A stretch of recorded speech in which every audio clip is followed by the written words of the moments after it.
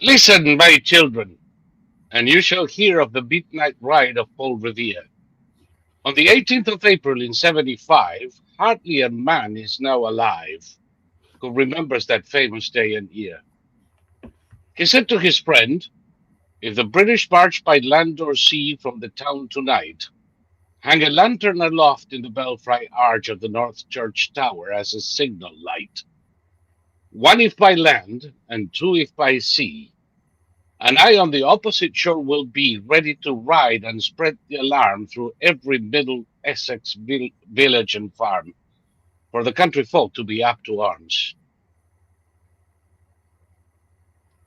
Impatient to mount and ride, booted and spurred with a heavy stride. On the opposite shore went Paul Revere. Now he patted his horse aside, now gazed at the landscape far and near. Then impetus stamped the earth and turned and tightened his saddle girth. But mostly he watched with eager search the belfry tower of the old North Church. As it rose above the graves on the hill, lonely and spectral and sombre and still.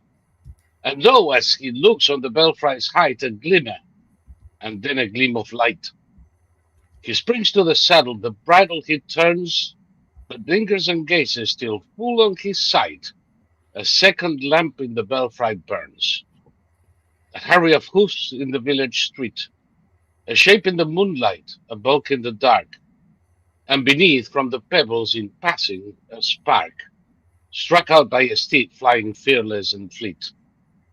That was all, and yet, through the gloom and the light, the fate of a nation was riding that night, and the spark struck out by that steed, in his flight, kindled the land into flame with his heat. He has left the village and mounted the steep, and beneath him, tranquil and broad and deep, is the mystic meeting of the ocean tides. And under the alders that skirt its edge, now soft on the sun, now loud on the ledge, is heard the trump of his steed as he rides. It was one by the village clock when he galloped into Lexington. He saw the gilded weathercock swim in the moonlight as he passed, and the meeting house windows, black and bare, gaze at him with a spectral glare, as if they already stood aghast at the bloody work they would look upon. It was two by the village clock when he came to the bridge in Concord town. He heard the bleating of the flock and the twitter of birds among the trees, and felt the breath of the morning breeze blowing over the meadows brown. And one was safe and asleep in his bed, who at the bridge would be first to fall, who that day would be lying dead, pierced by a British musket ball. You know the rest. In the books you have read how the British regulars fired and fled, how the farmers gave them a ball for a ball from behind each fence and farmyard wall, chasing the redcoats down the lane, then crossing the fields to emerge again, under the trees at the turn of the road, and only pausing to fire and load. So through the night rode Paul Revere, and so through the night went his cry of alarm to every Middle Essex village and farm. A cry of defiance and not of fear, a voice in the darkness, a knock at the door, and a word that shall echo forevermore. For born on the night wind of the past, through all our history, to the last, in the hour of darkness and peril and need, the people will waken and listen to hear the harrowing hoof beats of that steed, and the midnight message of Paul Revere. Good evening, everybody, and welcome to Beer Blather 268. One if by land, two if by sea, on the 250th anniversary of the Battle of Lexington and Concord, something that we will be discussing momentarily. This is Solomon Test Bradley, the largest human repository of useless information, here with my friend Thomas Victor. Oh, I didn't say, I'm in Florida. Here with my friend Thomas Victor from Mexifornia, the only living expert in World War I flamethrowers, suffering with stoicism proper of the Americans of yore, the oppressive, uh, shall I say, government of today's tyrants. There is something I have to say of the words of this cousin Longfellow. Paul Revere never said the British are coming. They were all Brits. He said probably the lobsterbacks are coming, which is how they call those red-coated soldiers. Or if you didn't feel so vernacular that day, maybe the redcoats are coming or the regulars are coming. It is a fascinating story, one that I am connected to by my own ancestry. I had, that I know of, at least six of my ancestors who marched on the alarm and who chased the lobsterbacks all the way to Boston.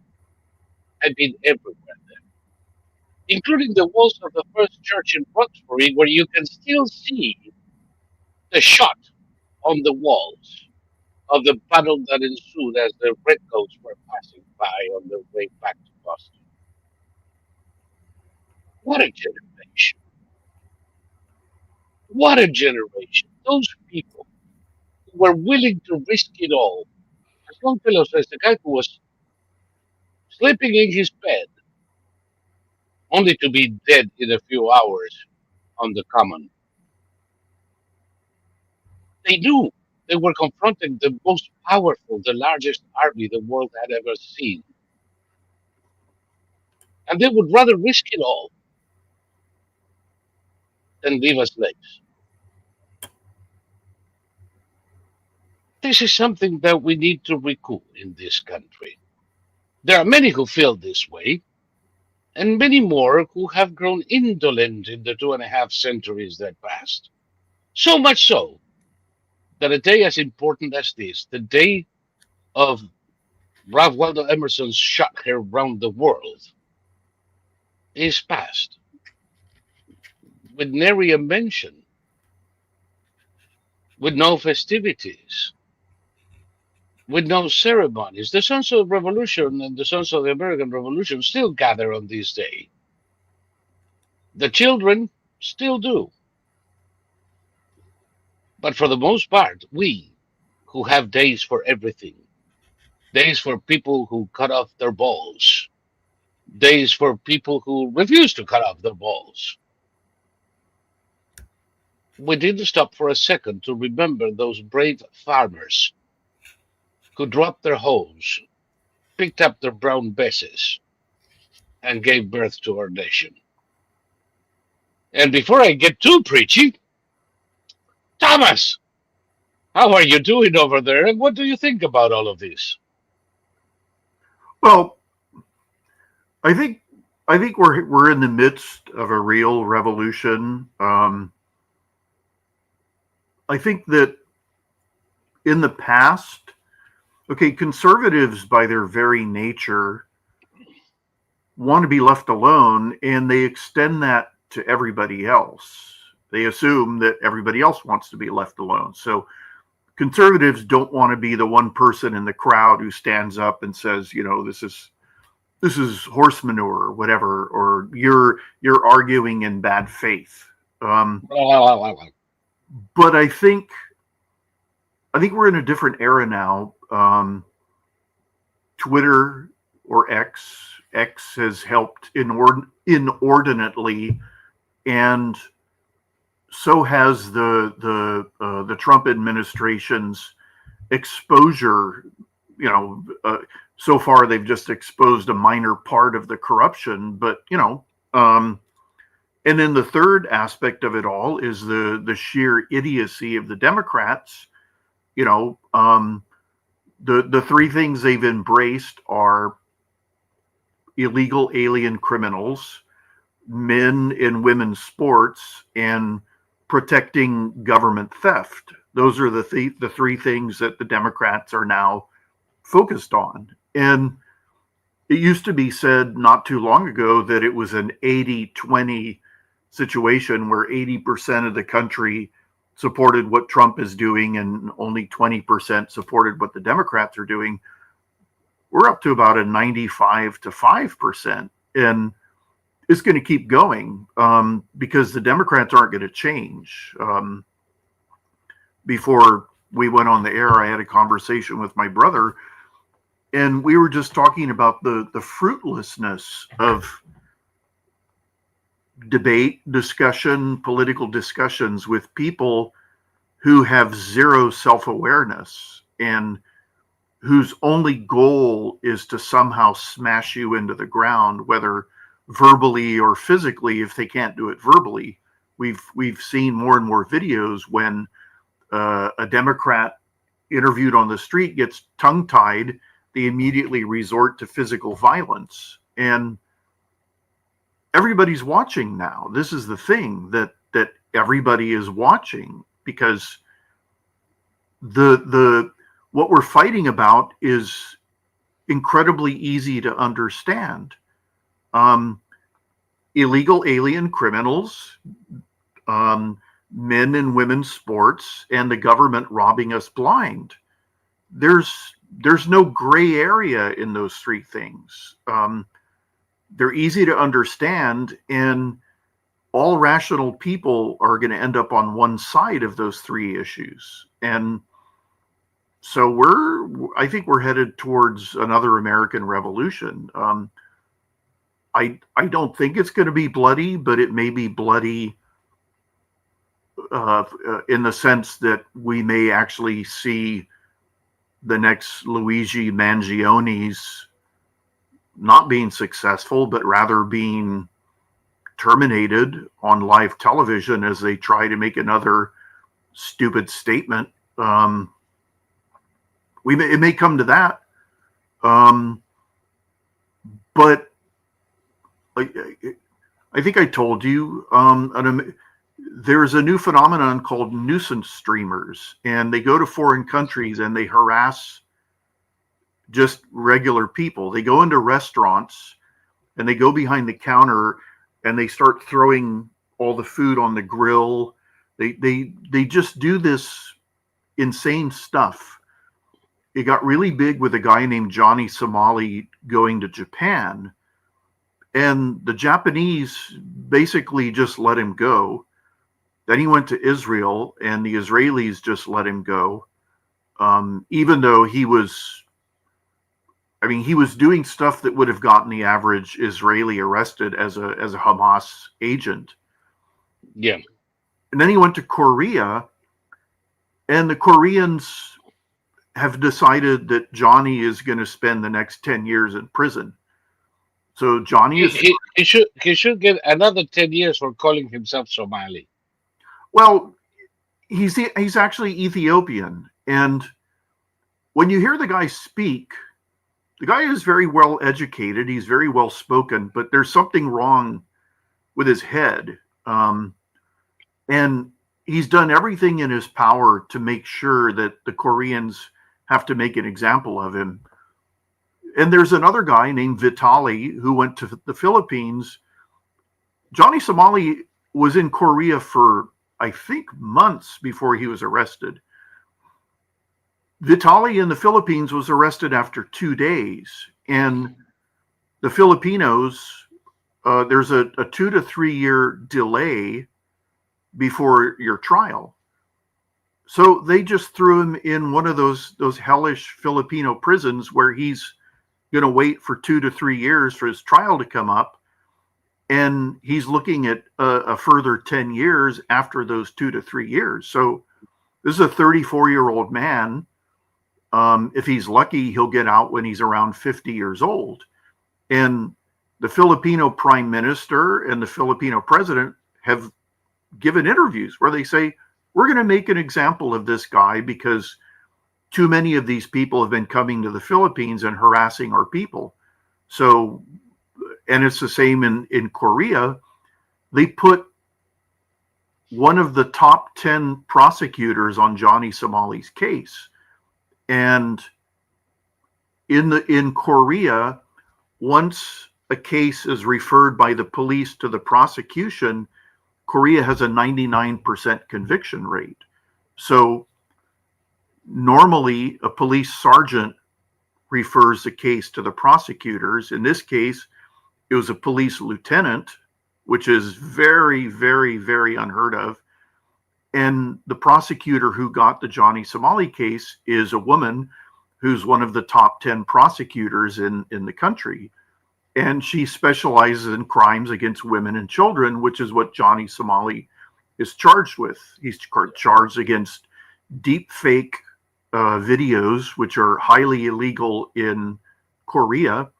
And he's charged with the, since we're on YouTube, I'll use the YouTube abbreviation SA of children by playing text-to-speech messages in the Korean Disneyland that targeted children, the children who were standing right there that he was walking past. So these people are being made examples of, and I believe that that's what democratic violence is going to come to in this country too. That I think the current Trump is different from the previous Trump in that I think the current Trump and his administration are not afraid to make examples of people. And I think as well they should. I think so too. I have no. I almost envy Filipinos and Koreans. Not that I would like to live there, but the same thing with Singaporeans, with their no-nonsense approach to this kind of childish provocation on industrial scale. At one point, we have to go back to the idea that the punishment has to be dissuasive. Mm-hmm. That going to jail shouldn't be a vacation for the homeless or a treatment week for the drug addicts. It has to be dissuasive. People have to be in fear of going to jail because it's going to be long and it's not going to be pleasant. Yeah, and I don't feel sorry for people who assault just average people trying to live their lives, you know, verbally and in some cases physically assault them. Yes. Insult their culture in the worst possible ways. Johnny Somali twerked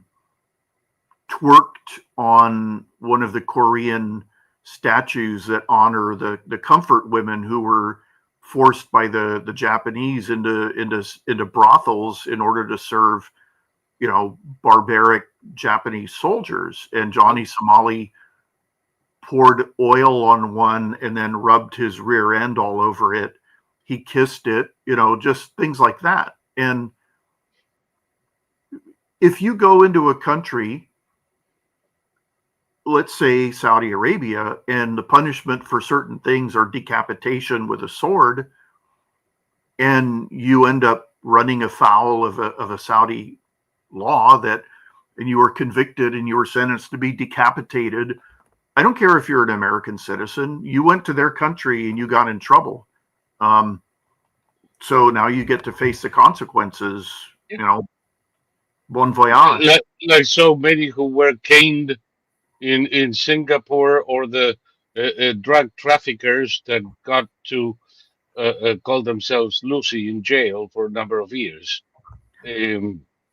Well, some were hanged, and in some countries, like I think Indonesia, they were executed by machine gun, and it's like, sorry about that. But I'm not losing any sleep over what you did. You landed at the airport. My only problem with that, it's a waste of bullets.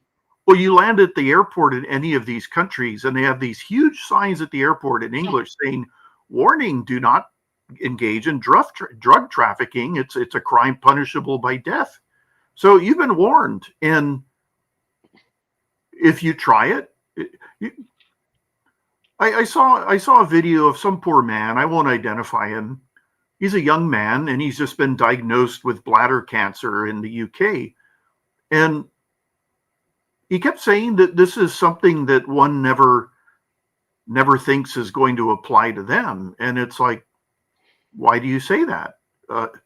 If cancer exists, all of us could get cancer. It's a lottery at best. Exactly. And I'm not saying you're an idiot, Mr. Young Man. I'm just saying that one must be emotionally prepared for anything on this earth. And having a doctor say you have bladder cancer is one of those things. You have to be emotionally prepared to have your house burned down and the state do absolutely nothing to help you rebuild it, and in fact impede you from rebuilding. You have to be prepared for anything. Okay, we've gone back to California. Everybody's complaining in California that the cost of housing is huge.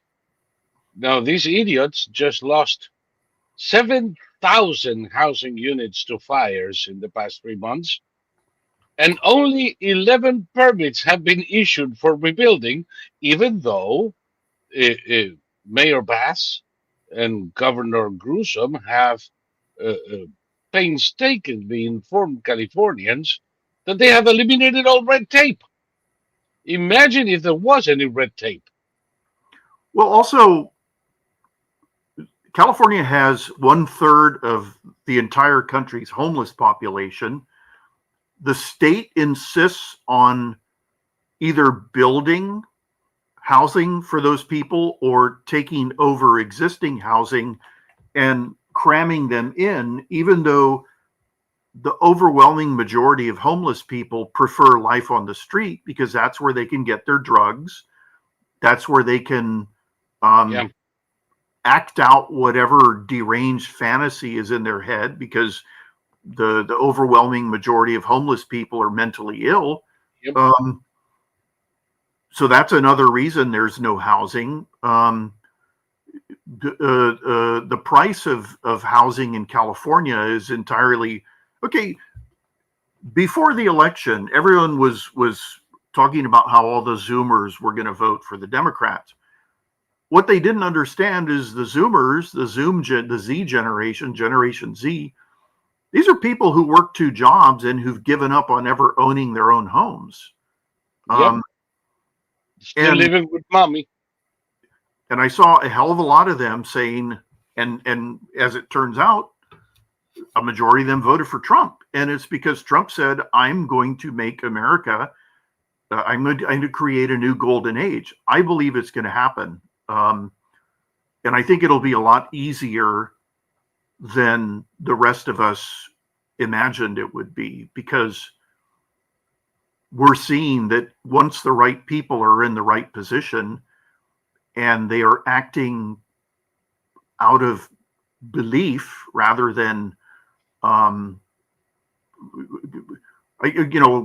motivates AOC, for example? It's certainly not belief. Greed. That's what I would think. And greed, love of money. That woman is sticking her fingers into every pot. That's what I would think. And those are people who are going to say all the right things, and they're not going to lift a finger to help you. Could care less. Trump has already fired a high-level IRS appointee because once the guy was in his job, he didn't deliver fast enough. So it was like, okay, you're out of here. And the head of the IRS resigned. Okay, good. I'm not going to cry over that. Are you? No. My brother is in charge of a trust for my father left disastrous financial issues, and my brother once spent, I think it was last year, he spent the entire day calling the IRS, and he would finally get a human after a 2-hour wait. And as soon as they started talking, they were disconnected. Yep. And he did that 4 times in one day, and then he gave up. And as Tell, you tell, know, tell him not to try now. 20,000 agents have taken the early retirement payment and gone. So it's gonna get more difficult to talk to these assholes. oh, as you know, as I've told you before, I was required by the IRS to identify myself in person in downtown Los Angeles. And I was never given a reason why.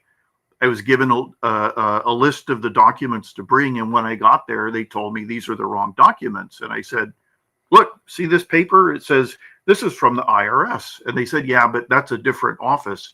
They do things differently than we do. So now we have to reschedule an appointment. Both times I had to wait 2 hours. I was the only person in the entire building. And I had to wear a mask. That's the only time in my life I've ever had to wear a I mask. remember that. And I started getting close to passing out for breathing nothing but carbon dioxide. And these were cartoon characters. This was like a scene from that movie Brazil. I mean, it was utterly bizarre. And these were people who had absolutely no regard for the human beings whose lives they were messing with. I was causing problems for them by being there and messing up their day of shuffling papers around. Oh God! They had to delay their donut break by 10 minutes. Their donut break, their 2 hour lunch, then their afternoon break, and then their early departure. I mean, it was ridiculous. So, but I didn't. I did exactly everything. That was during the time that I was debanked, and I will say this again and again and again. If it wasn't for Wells Fargo Bank, I've been a customer of Wells Fargo for over 30 years, and if it wasn't for Wells Fargo, the debanking would have continued until I would have been unable to survive in this country. And allow me to tell our viewers that we're receiving no consideration from Wells Fargo. No, this is as genuine as it gets.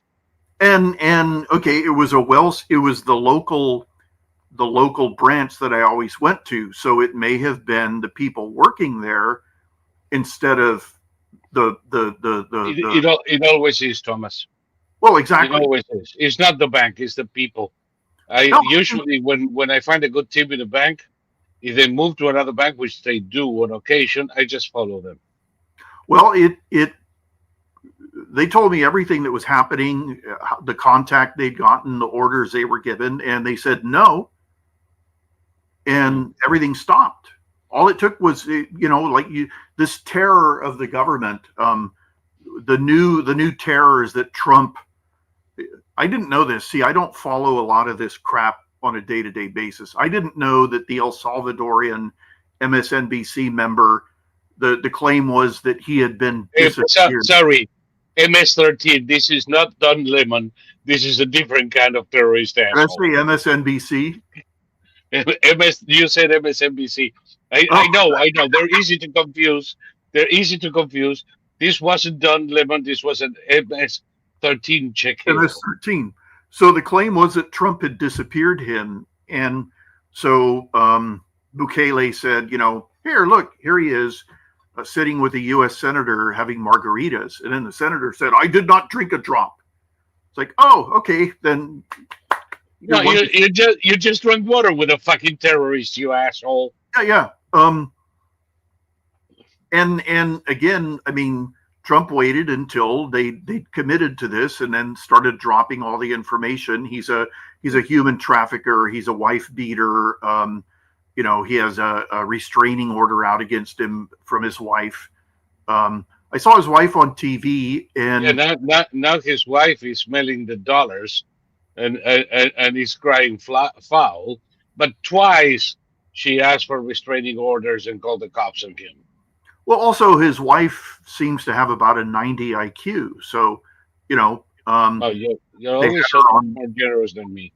They had her on some show and they asked her, what's he like? And she's like, well, he's nice. And, he's a good father and he's nice. And he's okay, and he's it was just like, yeah, okay, you moved me, you really moved me. Now I really want him to come back. And now I want to send her to join him. well, I mean, this is going nowhere. There's no way that this guy can be sent back. Bukele is not going to send him back. No. He can't be allowed back into the country. Today there was hysteria because the Supreme Court stabbed us in the back. No, they didn't. It's just more.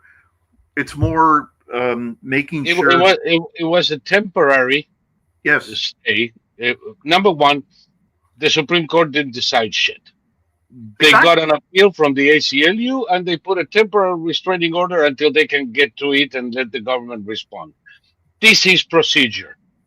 Exactly. And now, two of the justices said, no, why the fuck are we doing this? We already decided this shit 9-0 last week.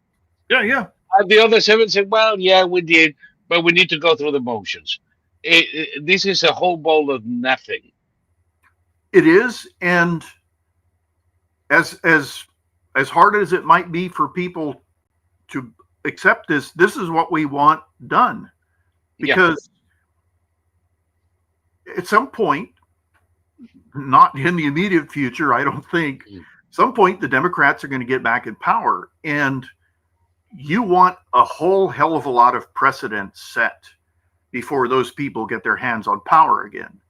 And it's exactly like it's basically the way Trump does everything. The new terror, along with that terror, was that Trump is going to walk away from the Russo-Ukraine conflict if neither side shows that it's serious.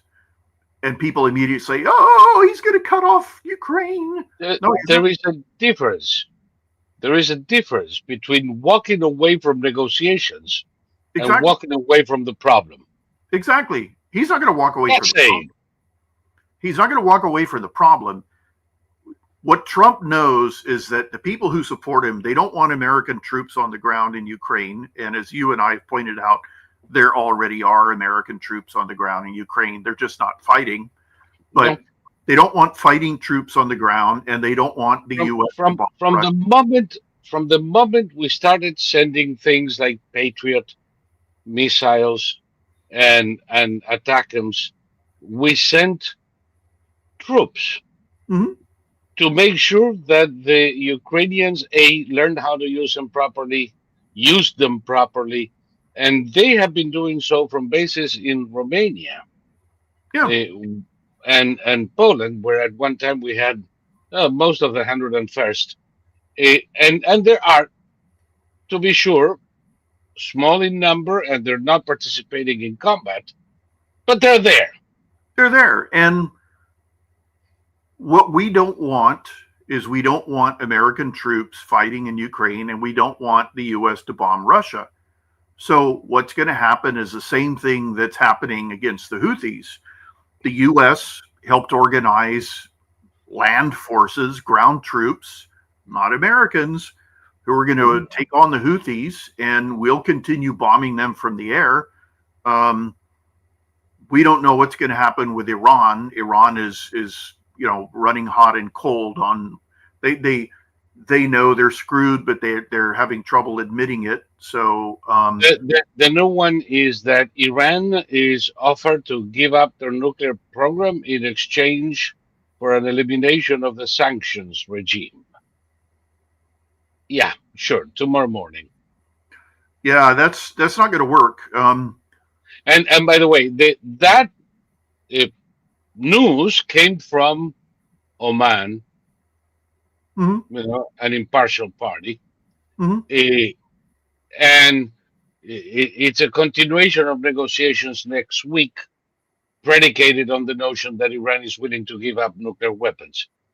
They're not going to. The same day, Khamenei comes out and says, well, now they say we have to give up nuclear weapons, and we'll give up nuclear weapons. And then they're going to come to us with human rights. Nothing will be enough. And then they'll come to us with this, and they will always be increasing their demands, so we're not going to give them shit. Mhm. Funny thing that Khamenei contradicts Oman, and I wonder who's actually speaking from Iran now. Well,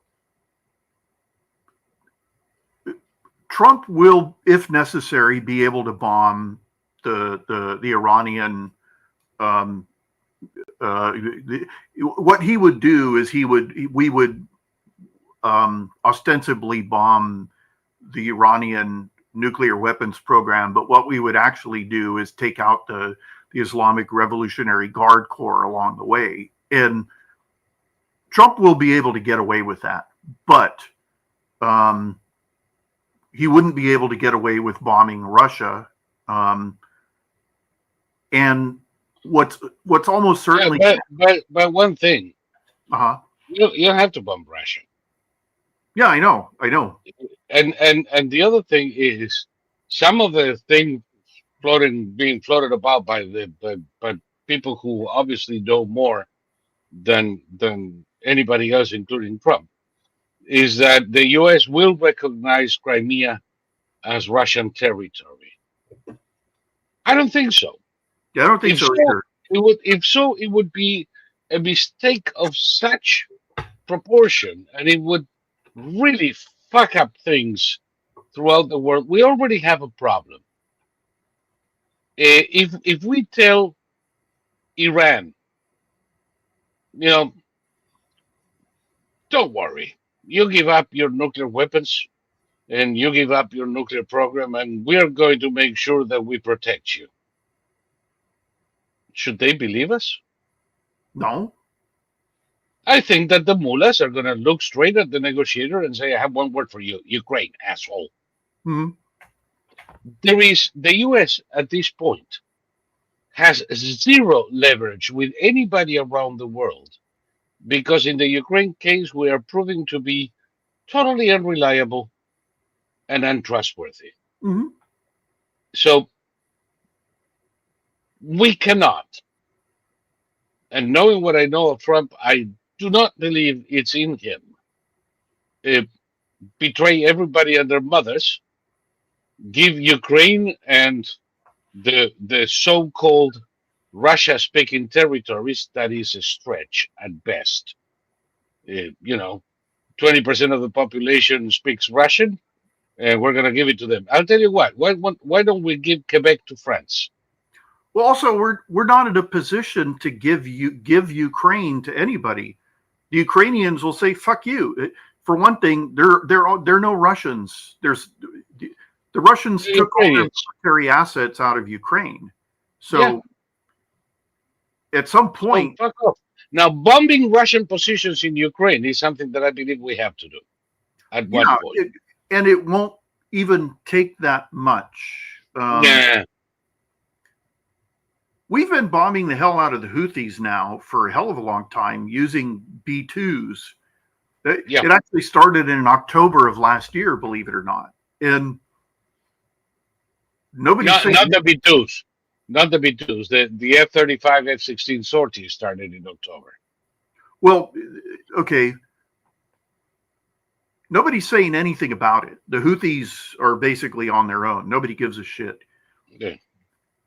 Well, if the timing is done the right way, nobody will give a shit about bombing the Russians as well. But as you pointed out, once oil hits $40 a barrel, Russia collapses onto itself. Exactly, and 45 actually is a magic number. And that's going to happen in a matter of weeks. For everybody else out there, I said that in a conversation with Thomas this week. We didn't say it on the program. So the idea is, if oil keeps dropping, when it gets to 45, the Chinese will be paying $15 a barrel to the Russians, and the Russian economy will totally collapse because the income from oil is about the only thing that's keeping it somewhat afloat. Yeah. I mean, remember when the Russians announced that they were going to put 75% of their GDP into the military? Yeah. It didn't happen because, A, there's nobody running the factories, and B, the people in the position to manage the money just stuffed it in their pockets. Yep. So, and there wasn't that much money to give anyway, To given begin with. the shrinkage of the Russian GDP. So, Yeah.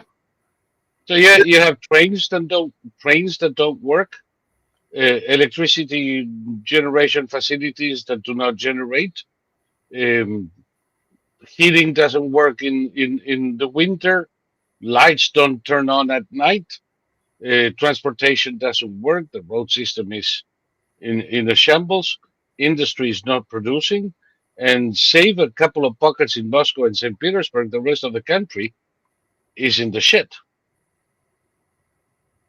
yeah, no, and going back to what you said about the U.S. being an unreliable ally regarding Ukraine, it's also the same in the Middle East. That Yes.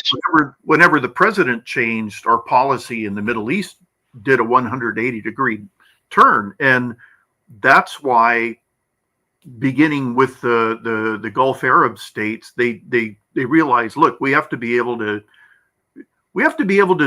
do things on our own as much as possible.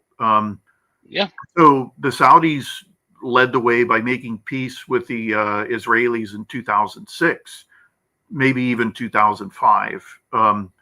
But before the naysayers start correcting you, you're not referring to a formal peace deal, no, but you're referring to the mutual security, mutual defense agreement, intelligence sharing agreements, and essentially uh, they started doing some joint operations in Syria. yeah, So that's what you're referring to. right. People are rightly have their eye on the Abraham Accords, where formally Arab countries will formally announce that they recognize Israel as a state, and Israel has every right to exist. The Middle East has done everything except that. Okay, we were talking about it when the Arab countries all got together and announced that they were going to, or the Arab and other Muslim countries got together and announced that they were going to destroy Israel. Was that in Khartoum? Khartoum in '94.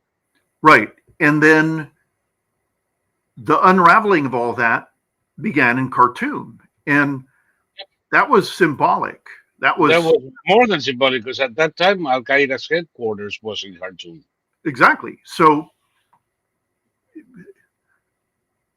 there's a lot.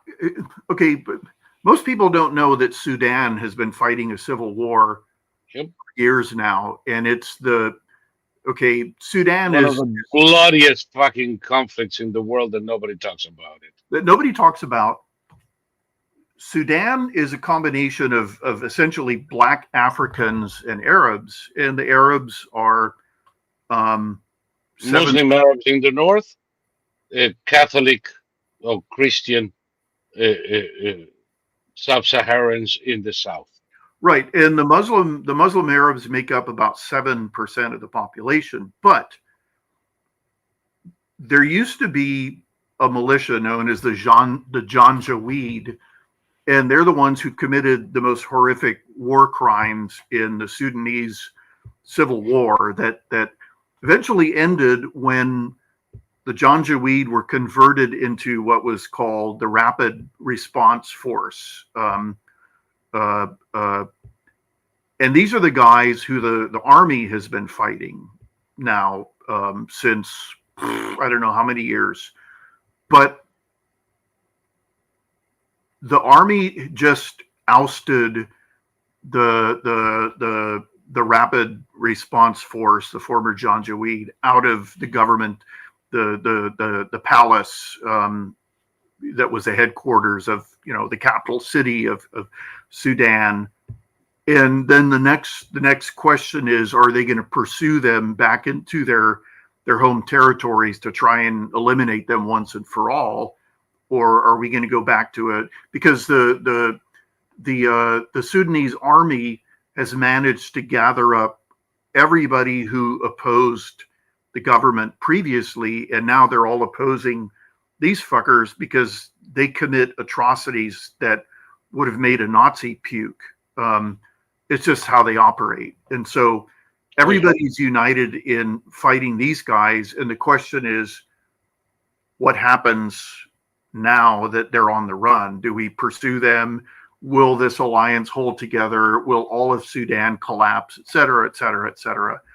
And it's the usual thing where this particular state is on the side of these guys, and that particular state is on the side of the other guys, and everybody's doing it for their own, their own political reasons. And it's a mess, but there's the possibility that this will be ended sooner rather than later. And I believe that the changes in the U.S. have the propensity to be spread throughout the world, starting in Western Europe. I think it's too late for the Western Europeans to stop more populist movements because they're okay. This is what you were talking about. Yes. Sudan's living nightmare continues as 11 million flee war. This is a classic example of no Jews, no news. Mm-hmm. Everybody is crying their eyes out over a bunch of gazettees that deserve everything that they got coming to them. And nobody's talking about 11 freaking million that had to flee their homes in Sudan. Yeah, in one of the largest genocides ever recorded. Yeah, these are civilians who've done nothing wrong, and no, I think that it's the possibility for global stability is greater now than it's possibly ever been. But it doesn't come about through negotiation. It comes about through force. And I don't necessarily mean military force, but no, it comes about from reasserting leadership. Exactly. And tariffs and telling people you got to stop this or we're going to take action, and your piddling economy is going to go up overnight, and we're not going to give you any more foreign aid, and that gets people to listen, and I see no problem. I see no problem with doing this because, okay, the Sudanese civil war, this has the potential of destabilizing the entire region because the Chadians are getting involved now, Egypt. The Egyptians. Egypt is desperately trying to contain these within Sudan's borders. Yep. Yeah. And then because there's people who don't like the Egyptians, they back the war crime committing bastards because this allows them to get, strike at Egypt indirectly. So, this has the potential of really spiraling out of control. As you pointed out, the press doesn't report on it because it's not Jewish people who are causing this genocide. Not that Jewish people are causing any genocide in the world, but all of this is, we're seeing the beginning of the end of, for example, the fake news mass media. They're having people on, they get Tom Homan on, and it's like, why in the world would you get Tom Homan on with Katie Collins? He disemboweled her. He literally just that's one good reason to do it. See, Well, they don't seem to understand that every time they get Tom Homan on and he disembowels Katie Collins. Let's be fair. Let's be fair. He's not the only one. There are several people in this administration who have taken it as a sport to gut the stupid cretin.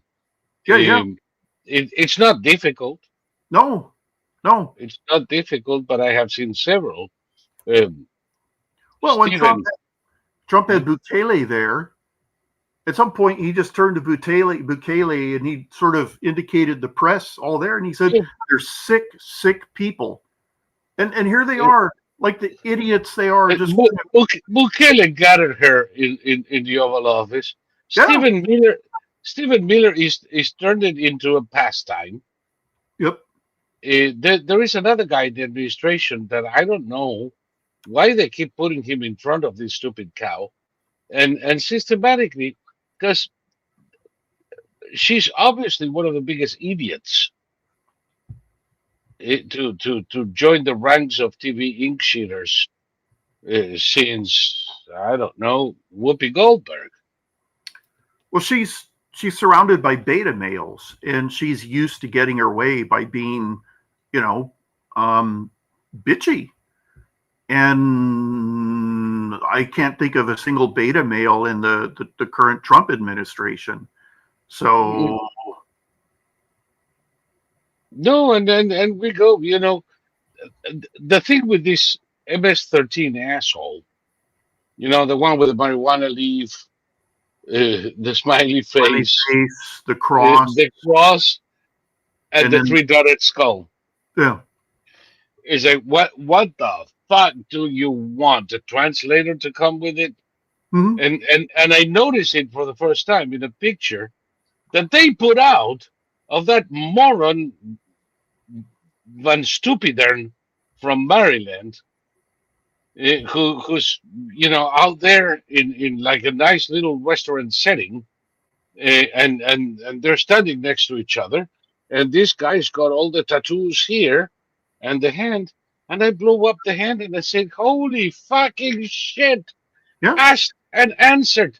You just published the proof that this idiot is everything the administration is saying he is. And the funny thing is, it's not just the administration. It's like two judges, the Maryland Highway starting before Trump's presidency. Yeah. So, I think it's great that they're choosing to die on this hill. The Carville says that the sane Democrats need to split off from the squad type Democrats. Yeah, who the fuck are they? All four of them are the same Democrats aren't enough to fill a cafe bar in DC. Well, this is the thing that for all those years, the so-called sane Democrats were pursuing the same agenda that Jasmine Crockett wanted. So there are no sane Democrats. And for them to try and come back from all of this, after getting caught out on basically lying on everything, and then when you find out that literally trillions of dollars has been pocketed, and they're out there screaming that the audits have to stop, and Elon Trump is some kind of demon, and that's completely backfired because conservatives are finally buying Teslas. By the way, I never understood that. I never bought a Tesla. I never will. No, I'm not going to buy a Tesla. I don't buy my car based on political sympathies. No, but and Elon Musk is going to be fine. This is all going to pass. They think they're going to destroy him, and they're not going to. They can. The man, he paid $44 billion for Twitter. Everybody agreed that fool, he overpaid. It wasn't worth more than $25 billion. He even tried to I don't know how much of this was theater. He even tried to get out of it, and then he had to fulfill the agreement and pay the $44 billion for Twitter. He just joined Twitter and Grok. Yeah. Grok is born out of Twitter. Hmm. He needed Twitter to feed Grok. The secret to AI is content. Hmm. The combined Twitter Grok thingy is worth 75 billion. The man almost doubled his money in 2 years. Well, also, they're talking about Tesla sales dropping. Does that mean Elon Musk is losing money? Nope. No. Well, if the shares drop in value, he will have some unrealized losses there. Maybe, maybe not. He'll just have smaller profits.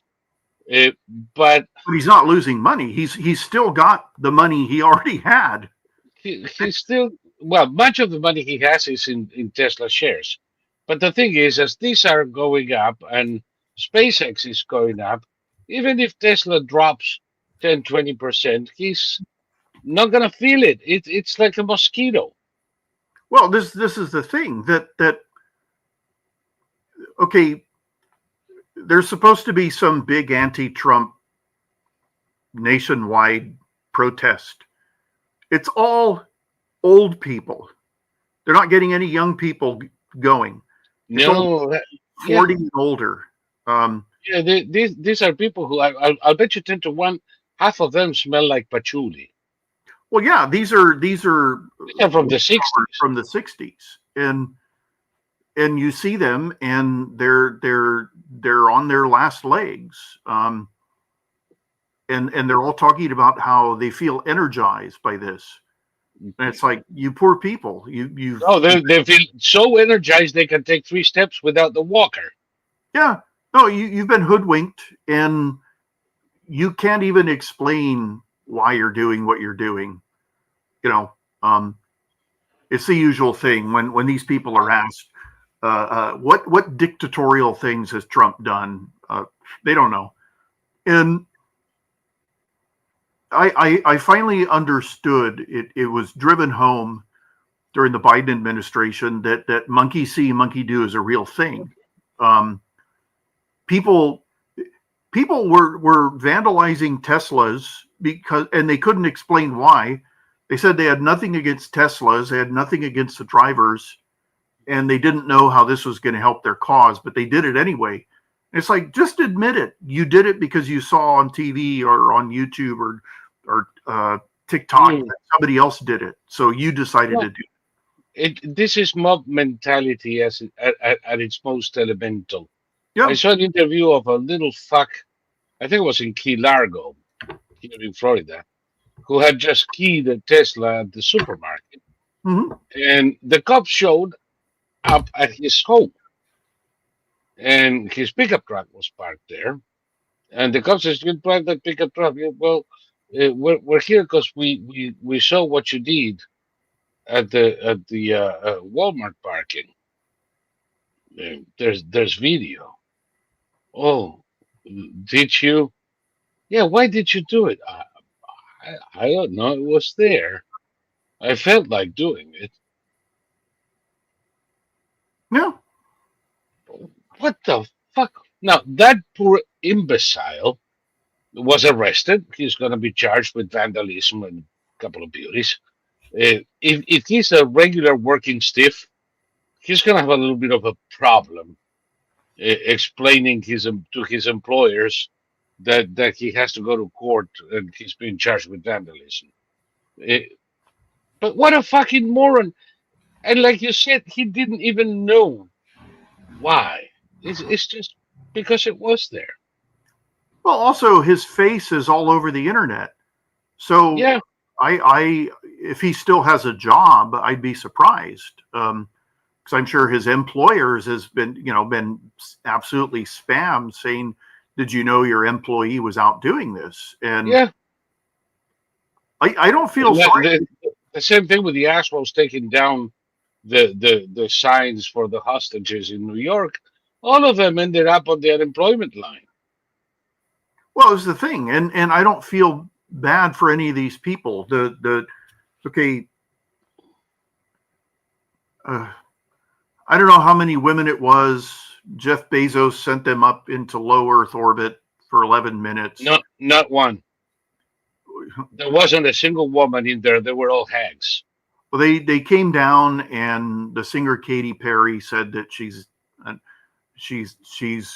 a virtual astronaut. She's done everything that astronauts do, and shared the same danger, and she's as brave as an astronaut, et cetera, et cetera, et cetera. Yeah, just like Laika.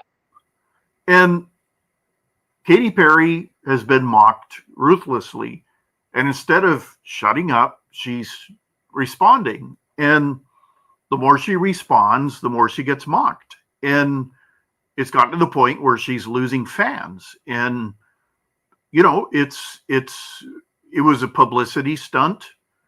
They apparently expected everybody to hug them because they were weaning.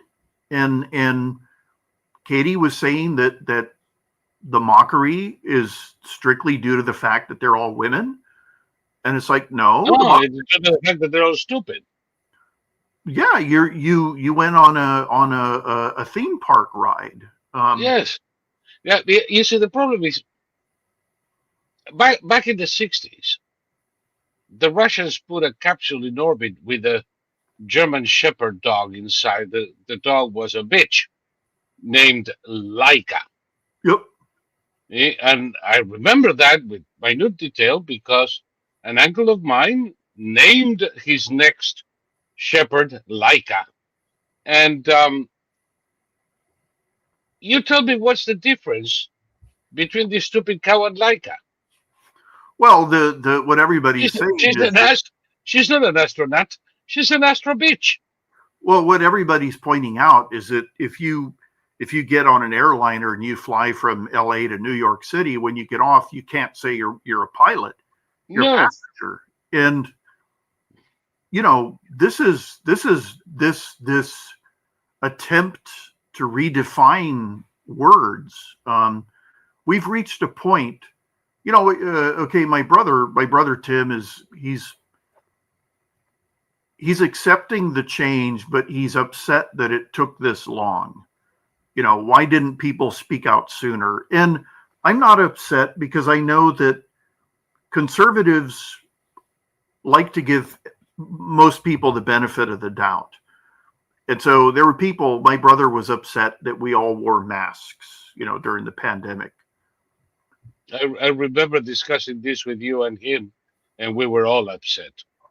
Well, I wore my mask when I went into buildings that said mask required, and they had a little guard saying, "Sir, you can't come in here without a mask." I wasn't going to get into a fight with this kid. I would wear my stupid mask. I would go shopping, and then as soon as I was out the door, I would take it off. And there were people who claimed that America had failed its test. The government was testing us to see if they could make us do anything. And the exact opposite thing happened. Yeah. Masks will never be worn again for any reason. No. Do you remember what I used to do? We discussed this. Because I agreed with you. I would have never picked up a fight with some poor schmuck who is put at the door to ensure that everybody comes in with masks. So I would go to Walmart or to Publix, and they would tell me, "Sir, you need to put on a mask." And I would say with my most sad face, "Oh, I'm sorry, I can't. I suffer from CS." Invariably, the answer was, "Oh, I'm sorry, sir. You can go in. You can go in." Not one of them ever asked me what CS was. Mm-hmm. And the full version is I suffer from common sense. Mm-hmm. They never asked. And I never had a freaking problem. Now, when I went to the hospital to see my father, of course I wore a mask. Mm-hmm. There was no walking around that, and I couldn't get away with CS. But for let's say, lack of a willingness to make everything a fight. Well, But you're right. Most people today, I don't think, would fall for this shit again. no, they won't, because it was all exposed. Okay, the head of the teachers union, she looks like this cartoon sort of bowling league leader, and she goes on TV and I'm angry, damn it. This was, our children are suffering because of the cuts to the funding. This is the woman who argued that schools should be shut for 2 years. Right. Which essentially destroyed the careers of a generation of kids. Yeah, Randy Wainfaxstein. Yeah, and all of this was exposed, and Americans will never again wear masks, even if we get the. I mean, I saw a video of a guy wearing a plague doctor mask, and he said the problem with wearing plague doctor masks is that you can't breathe in them, But no, Democrats will, though. There will always be a 20% of this country that will vote for Hillary Clinton and wear masks. It is a problem. It is a severe mental retardation, and we have to learn to live with that. Well, there are people in this state that wear masks while riding around alone in their car. So, I mean, these are Californians. These are people who were they're very upset at the way the state is run, but by their own admission, if outsiders criticize California, they don't circle the wagons around Californians, they circle the wagon around the government. They are in love with Gavin Newsom and Karen Bass. They would lay down their lives for Karen Bass. And Karen Bass has no regard for human life. No. Well, if you remember well, there were women, and I use the term loosely, who were in love with Charles Manson. Oh, of course. There's always for every one of these degenerates, there is a retard that will follow them to the end of the earth. Well, I mean, it's not a coincidence that the epicenter for like hippiedom was, Haight-Ashbury in San Francisco. Yep. And okay, there was a band called the Mamas and the Papas. Yes, I remember that clearly. And it turns out that it was Cass Elliot and Michelle Phillip. Mama Cass, Michelle Phillip, who was a pretty lady at one time. And then the male singer had a decades-long affair with his own daughter, Mackenzie Phillips. And lovely. Yeah, and Mackenzie Phillips. That one I didn't know. Well, Mackenzie Phillips was a terrible, terrible drug addict, and then she said she cleaned up her act, and she was arrested a few years ago at the airport, and she had every known drug to man. She had heroin, she had cocaine, she had mushrooms, she had uppers, downers, speed, everything. She just, she was a Girl Scout, always ready. Well, she'd written a memoir, and when she was 10 years old, when she was 18 years old, she had an affair with Mick Jagger, and he said, "I've been waiting for this since you were 10 years old."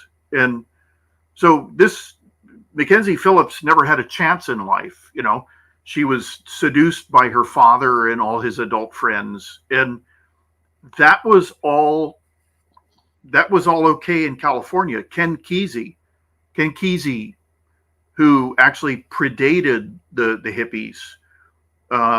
Ken Kesey was from Northern California, and he was the country's LSD guru. Ken Kesey believed in dosing people with LSD against their will. And, California is, I mean, it's okay when what the hell was his name?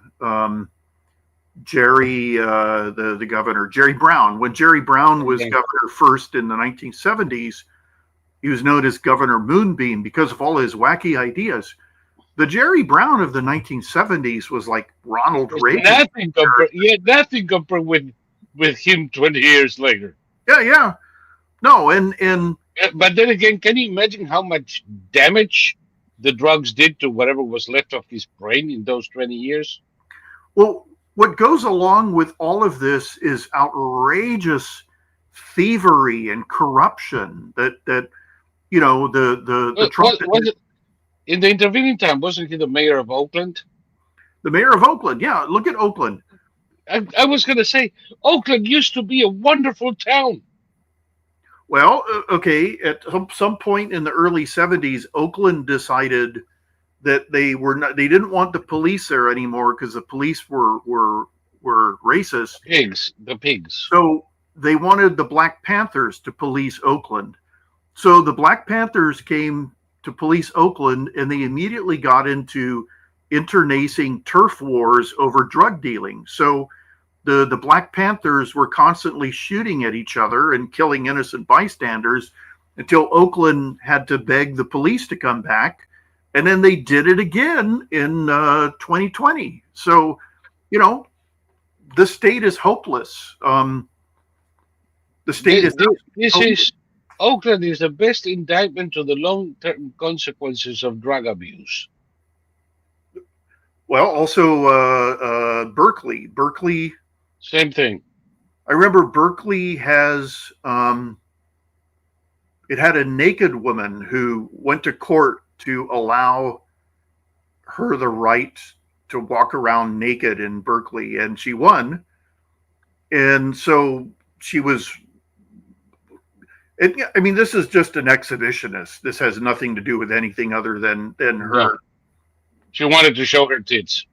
Yeah, and the problem was that she was leaving detritus on park benches and things like that because she wasn't a clean person and wasn't wearing any pants, anything, and everybody just applauded it. It was wonderful, and it's like, but why are you saying it's wonderful? Explain to me what's wonderful about this. She's walking around naked in front of little kids. She's leaving stains on park benches. What is wonderful about this? They wouldn't be able to explain to you why it's wonderful. It's wonderful because it's depraved, and that's how California. That's what California has become. It's become the home of American depravity, and it's going to keep going. I don't see it. There's some claim that the Democrats have seen the error of their ways, and now they're going to start bullshit. Republicans. I don't believe it for a second. Bullshit, not for 1 second.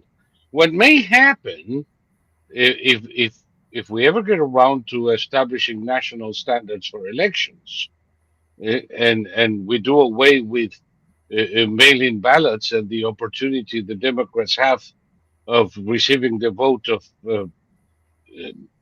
every cemetery inhabitant, it may jolly well be that California Democrats may lose a shit ton of representatives. I do believe, and I said it before and I'll say it again, that if there had been no fraud in California and in the census, the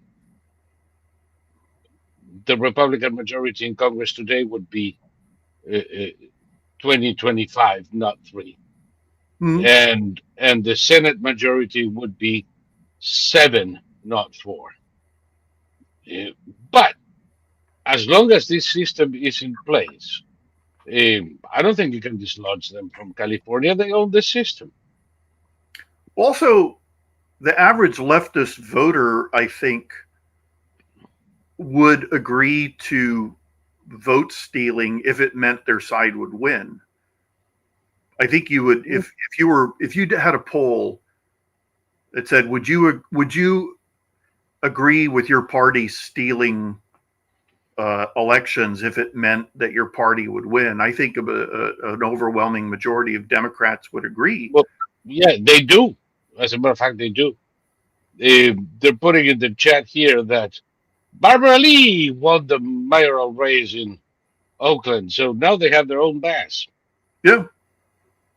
Idiots. Idiots. Well, Well, another reason for me not to go to ever again to Oakland. Well, when they had the Occupy movement in 2011, Oakland and Los Angeles, these people all got together, and apparently the only thing they did was crap, because they were Same thing in New York.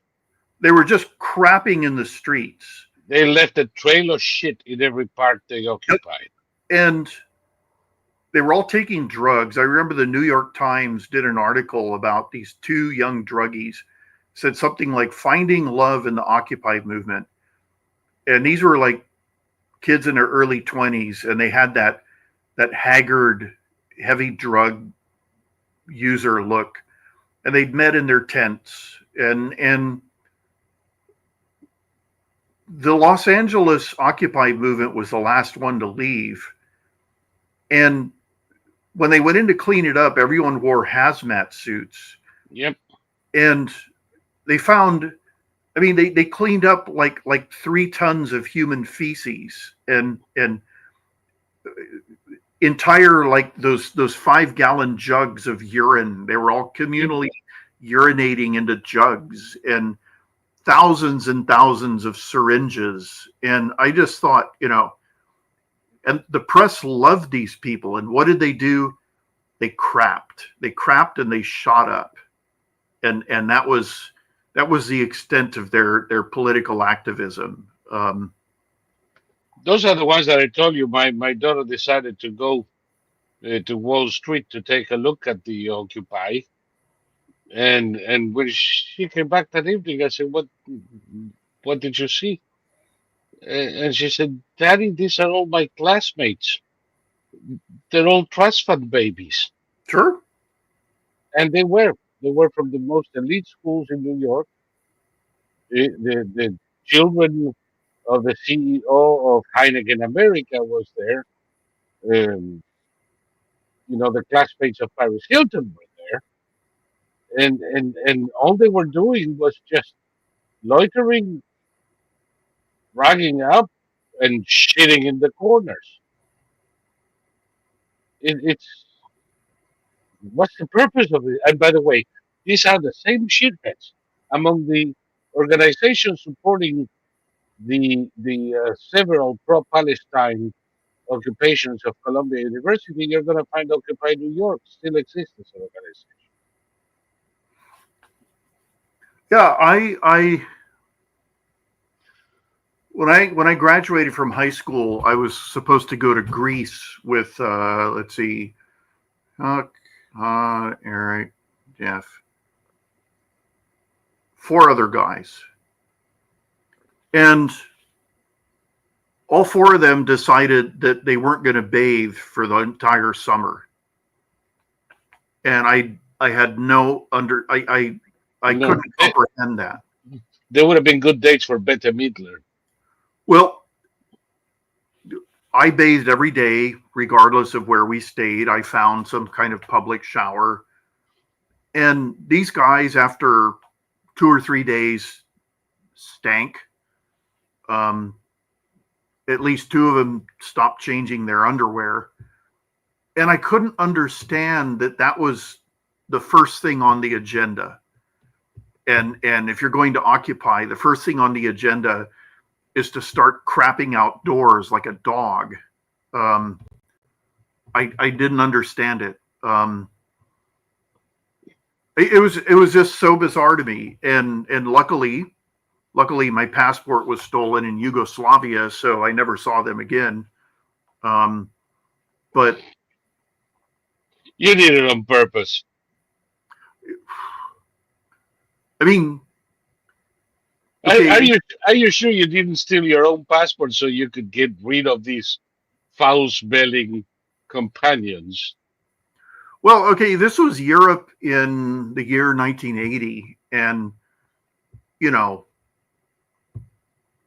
all the Scandinavian girls packed into the trains, they all stank too, as did the French girls. And I, the whole point of going to Greece was to go to the nudist beaches. They all wanted to go to the nudist beaches, and I didn't want to go to the nudist beaches because I mean, I knew what a naked woman looked like by the time I was 18, and what were we going to do? Were we going to sit around going? What took you so long? Well, it was just so bizarre, and I just that was the first time I ever came across a mindset that I couldn't comprehend. And then today, it's everywhere. Like not like that, but in the form of okay, my brother's friend who had a stroke. He's been put in a rehab center, and it's in California. He wants to stay in California, and they're not giving him any rehab. Because they're pigs. They're pigs who don't care about human life. He has a roommate who has a colostomy bag, and he's very elderly and enfeebled, and they won't change his colostomy bag, so his bag is spilling all the time. And these are pigs who don't care about human life. And his sister lives in Missouri, and so she's had enough.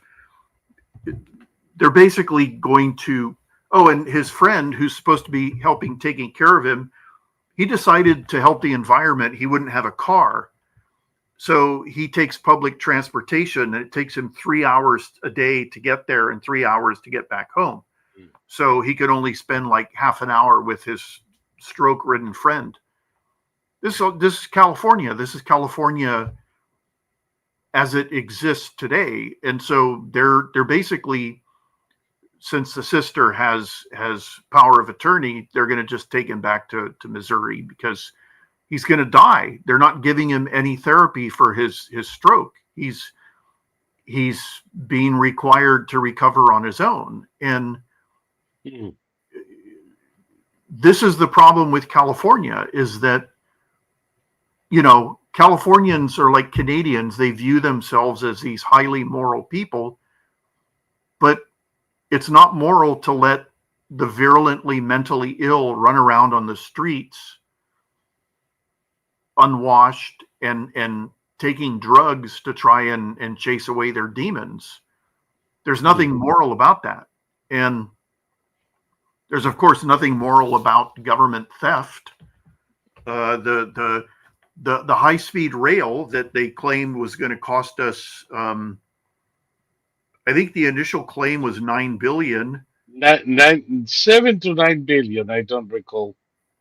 And it's over 100 now, I think. Yes. So and it's going to be 1 trillion by the time they're done, if ever. Well, exactly. And all that money, this is an exact recreation of the Continental Railway that was just a huge boondoggle that enriched everybody who was involved in it. And this is the thing about Californians, is they don't care about human life. They care about their own life. When their own house burns down, then they say, this is really goddamn unfair. It's like, but you voted George Gascon into power, and he promised to not ever put anyone in prison for any crime whatsoever. And you said, that's a good idea. Yeah.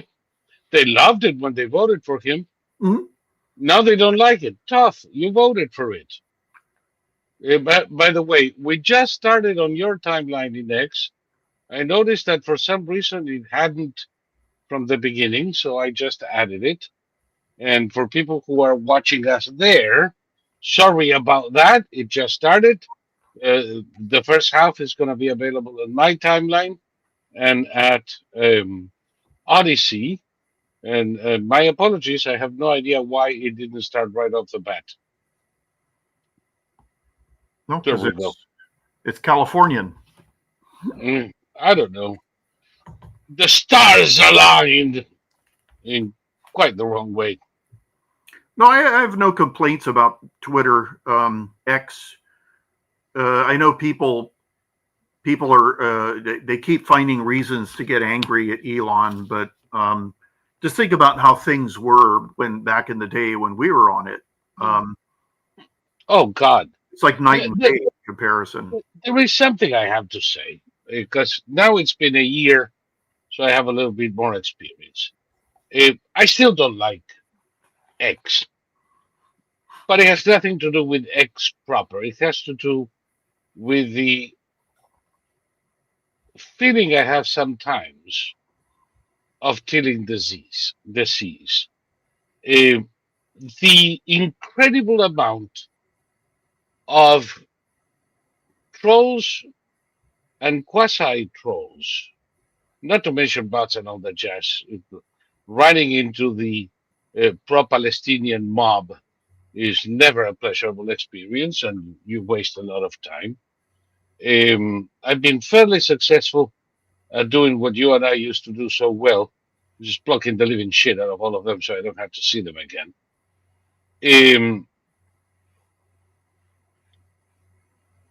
But this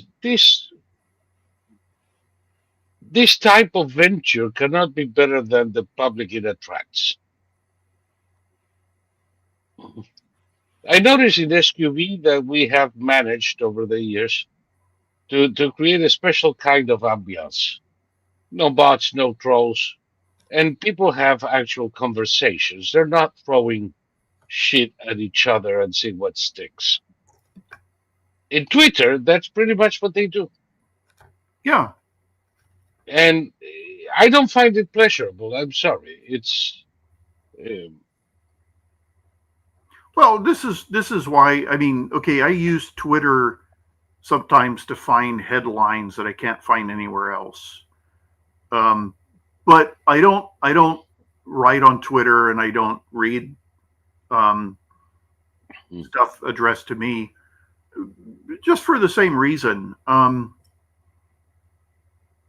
Okay, there's people that you know are holding grudges from 2017 or 2015 and earlier. And earlier, yeah, they're holding grudges from 2015, and I don't even remember what I said in 2015. Like, it's so bizarre because it's so pointless. It's so futile. Like, I'm never going to meet these people. And if somebody says you were wrong, I don't give a shit. I don't care. I always said it to be, I could be wrong about this, but here's what I think. So I don't care. I don't care if yeah. I'll tell you what. You think I was wrong? Buy my wife a coffee, and the two of you can commiserate together. Yeah, I don't give a fuck. No, and okay. I saw there's a YouTube channel that started out as a social media channel. It was called Task and Purpose. It was started out by an Iraq veteran, and Task and Purpose was eventually sold to, you know, what amounts to a bank.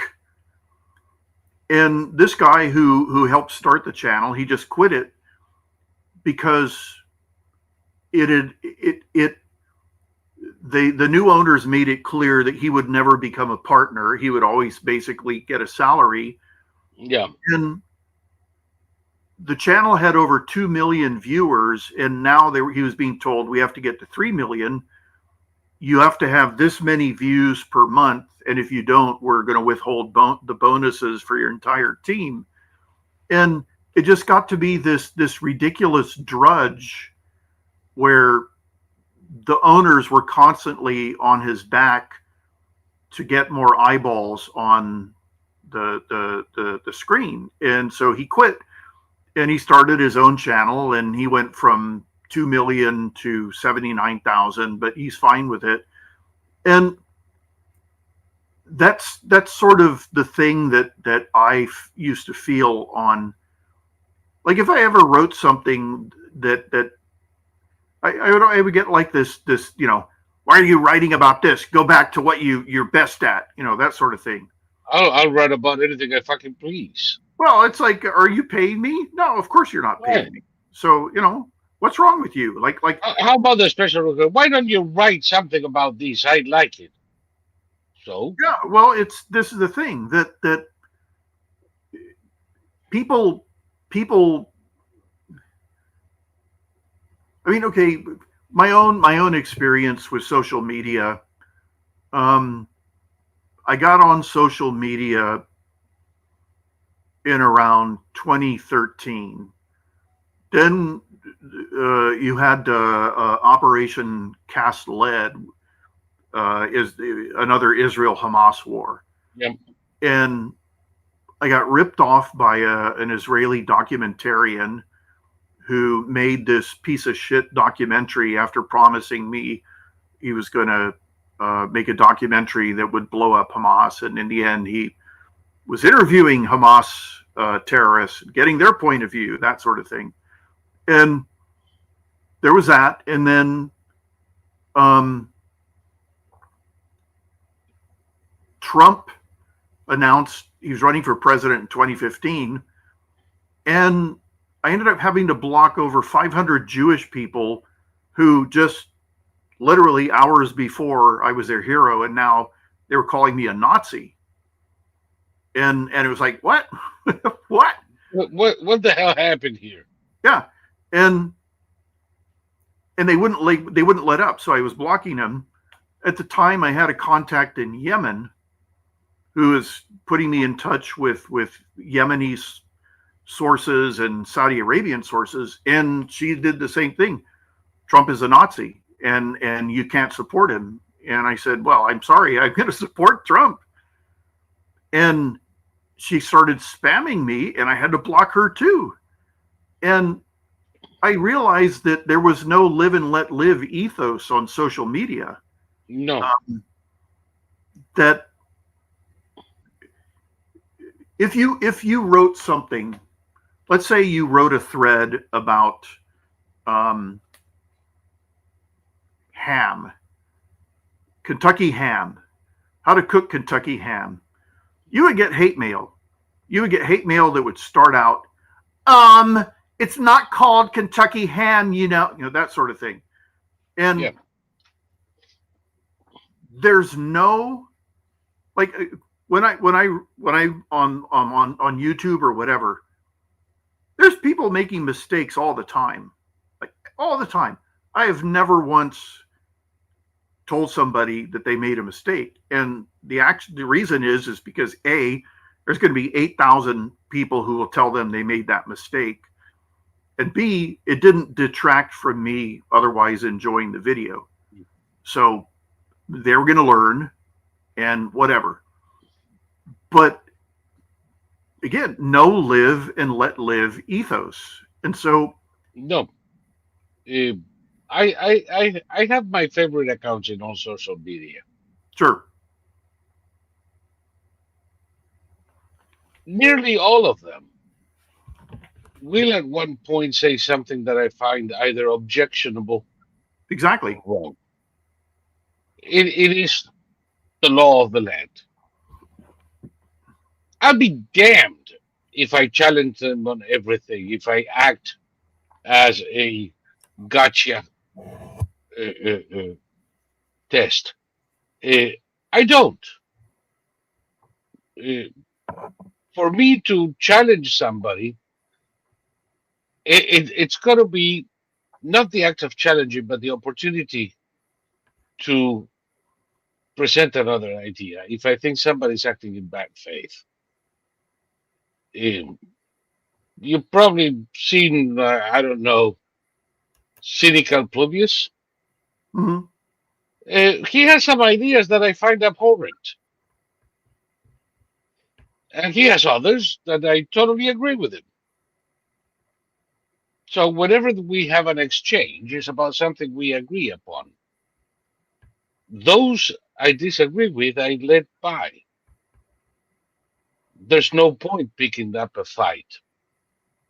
Well, if I start reading something from somebody I like, then I can tell where it's going to go, and it's going to be something dumb or just objectionable. I just stop, and then I just wait. I've stopped reading the work put out by some people because their points of view, they become obsessed with Trump or just whatever.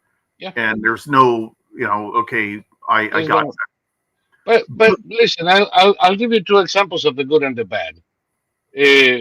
You know that we have comments on Twitter. I usually don't comment them because I give preference to our comments in Odyssey. But since we're speaking about X, I have one here, Susan Samoki. I remember her from the old days. And she's asking you, do you still watch Dr. Karlin Borisenko on YouTube? Oh, I don't, because she said that Hitler was doing God's work.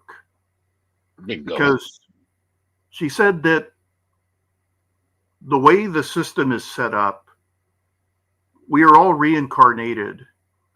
And all the Jewish people who were sent to the extermination camps and were murdered, before they were born, they chose that fate. Because the way the system is set up is that we're all doing God's work. And after all those Jews were murdered, destined. After all those Jews were murdered, their experience went into the collective experience. So now all of us, we know what it's like when we're in the ether, when we're on the other side. We know what it's like to be murdered in a death camp. And Hitler chose not to be in the death camp, but to be the overseer of the death camp. So holy crap. All the Jewish victims and Hitler, they're morally equivalent. And when she said that, I said, okay, bye-bye. Okay. Yeah, if there was anybody in need of antipsychotic drugs, this doctor seems to be. Well, I mean, this is a theory, a cosmology that can be debunked in a matter of seconds. It's like, okay, what about how about is an excuse to be an anti-Semite? Also, well, exactly. See, the Jews deserve to be there. That's the message. And also, okay, these people have a saying, there are no victims, only volunteers. So, in other words, you don't have to give a shit about a woman being raped and then beaten to death because she actually chose that. She chose to be raped when she was in the ether. And no, too fucking crazy for me. Well, also, just what I was gonna finish with. What about the 2-week-old infant who went into the ovens in extermination camp, who wasn't even conscious? Okay, what about the fetus that was shot to death in an armed robbery, who wasn't even conscious? Why would you say, okay, I choose to be a fetus that will be unconscious when it's shot in the head by... kill me before I'm born. Exactly. And so this kind of thinking is a deal breaker for me, because what it's saying is that there are no victims, that the killers, the murderers are all doing God's work. If there are no victims, there are no crimes. Exactly. And that's a deal breaker for me. So no, I don't listen to her. She's one delusional bitch. But there you go. I told you because I remember Susan Samoki.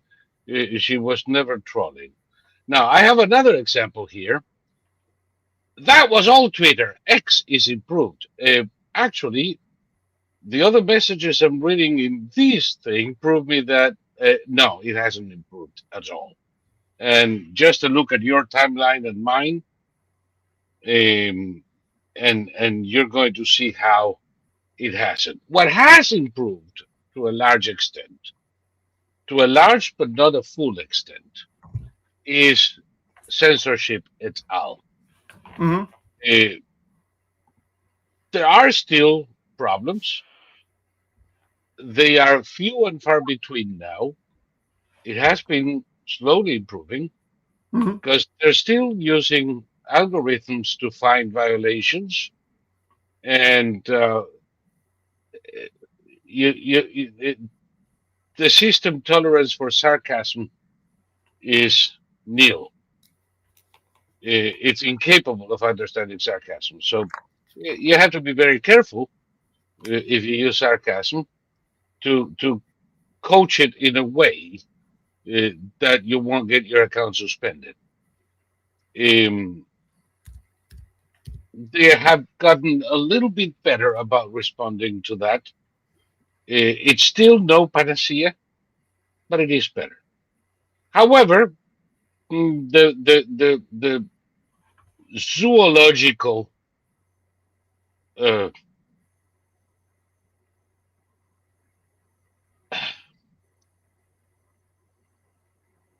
stampede in Twitter makes it on occasion quite disagreeable. Every terrorist in the world seems to have a handle on Twitter. Hmm. Every con, the amount of cons that I see every day and people fall for them is out of scale. And you have to spend a few hours to find a couple of pearls. I don't think anybody can fix that without filtering the membership. Um, Well, okay. I when people would ask me if I was angry at the results of an election, I always say no, because for the most part, if we're not talking about cheating, for the most part, it's the fault of the voters. And the users on YouTube, okay, people complain because YouTube allows, um, video footage that isn't allowed, say, on YouTube, video footage of crimes, of death, of war, all of that. But you're warned. You're yeah, warned. So if you choose to click that, this is horrible footage. If you choose to click that, then that's on you. It's not Elon Musk's fault. Um, of course, obviously, we shouldn't allow illegal activity that involves children, for example. That has nothing to do with free speech. That should be barred. That should not be allowed. But people complain that there's too much adult stuff, too much women selling, but just I just block him. I don't give a shit. yeah, weirdos, fat old men masturbating, that sort of thing. Um, Ew. yeah, I'm so glad I never run across that. I, I did. Maybe the algorithm thought I'd be interested, but Yeah, you look like somebody who might care for a fatso jacking off.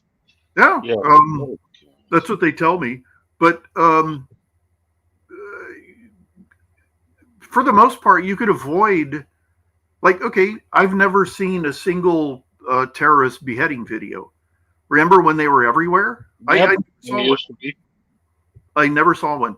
I haven't seen any of the footage from October 7th. I know that it's available.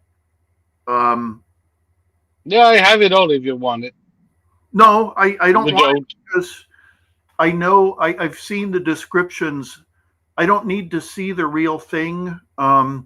to know what it was all about. No, you don't. I have it because one day I am gonna publish all of it because I think there are a lot of people who need to see it. Kind of Yeah, like I mean, Clockwork Orange. there's people. Okay, we were talking about revolution, essentially the beginning of the American Revolution. Yes. The Israelis have launched a revolution that we've never seen the likes of which we've never seen. And they will win completely. And as a result, people who hate the Jews are losing their marbles, and they're making absolute fools out of themselves. There's a guy named Ethan Klein who's he was a huge YouTuber, and he was apolitical, and he just did sort of entertaining stuff. And then he was basically shamed by Chunk Uyghur's nephew, Hassan Piker. He was basically shamed into becoming a leftist. And after October 7th, Ethan, who's a defender of Israel, Ethan had a fallout with Hassan Piker. And so Hassan sent his minions after Ethan, threatening him, et cetera, et cetera. So Ethan dropped out of sight for a long time. And when he came back, he lost about 100 pounds. And he dropped a nuclear bomb on Hassan Piker and essentially exposed him as, for all intents and purposes, an agent of the Islamic Revolutionary Guard Corps here in the U.S. And, you know, a guy who is a proud leftist who doesn't live up to any of the values of leftism, in that he's a multimillionaire, and he did visit a German brothel that was later arrested for human trafficking, that sort of thing. And a couple days ago, a whole bunch of Jew-hating YouTubers got together and made a video attacking Ethan Klein, and it blew up in their faces in a way that has never happened before. For one thing, they were doing choreographed dances, and the only one I know is a woman called Frogan, and Frogan wears a hijab and a full body bag. And the thing about Frogan is that the joke is that the deeper she gets into jihadism, the fatter she gets. So here's the out of breath, fat hijab wearing woman. The bigger the circus tent around her. Exactly. And they were all criticizing Ethan and telling him to wake up, because the point of this video was to equate wokeness with adulthood. That all adults are by adulthood will automatically make you woke. And they were showing how woke they were by going and dancing. That's how adult they are. Very adult behavior, yeah. Yeah. And this very adult behavior. This blew up in their faces in a way that none of them anticipated. They were so out of touch with reality. And Ethan Klein, when he made his turn into leftism, he lost a lot of the goodwill he had, and now he's gaining it back by simply not being destroyed by these people, by simply being the target of these people. Right. And Hassan Piker is now wearing the de rigueur heavy black glasses that all leftists are wearing to show how intelligent they are. The black rimmed, they're like horn rims, but Hassan's are round, and he looks like an absolute idiot. He's a natively handsome man, and he's made himself look like an ugly buffoon. And his hatred of Jewish people is off the charts now. That he said that, you know, the Israeli babies were settlers, so they deserve to die, that sort of thing. And okay. And he also denied that Hamas had raped anyone. No, of course not. Because they're above that. They're saints. No, because before they were born, they decided they wanted to be raped.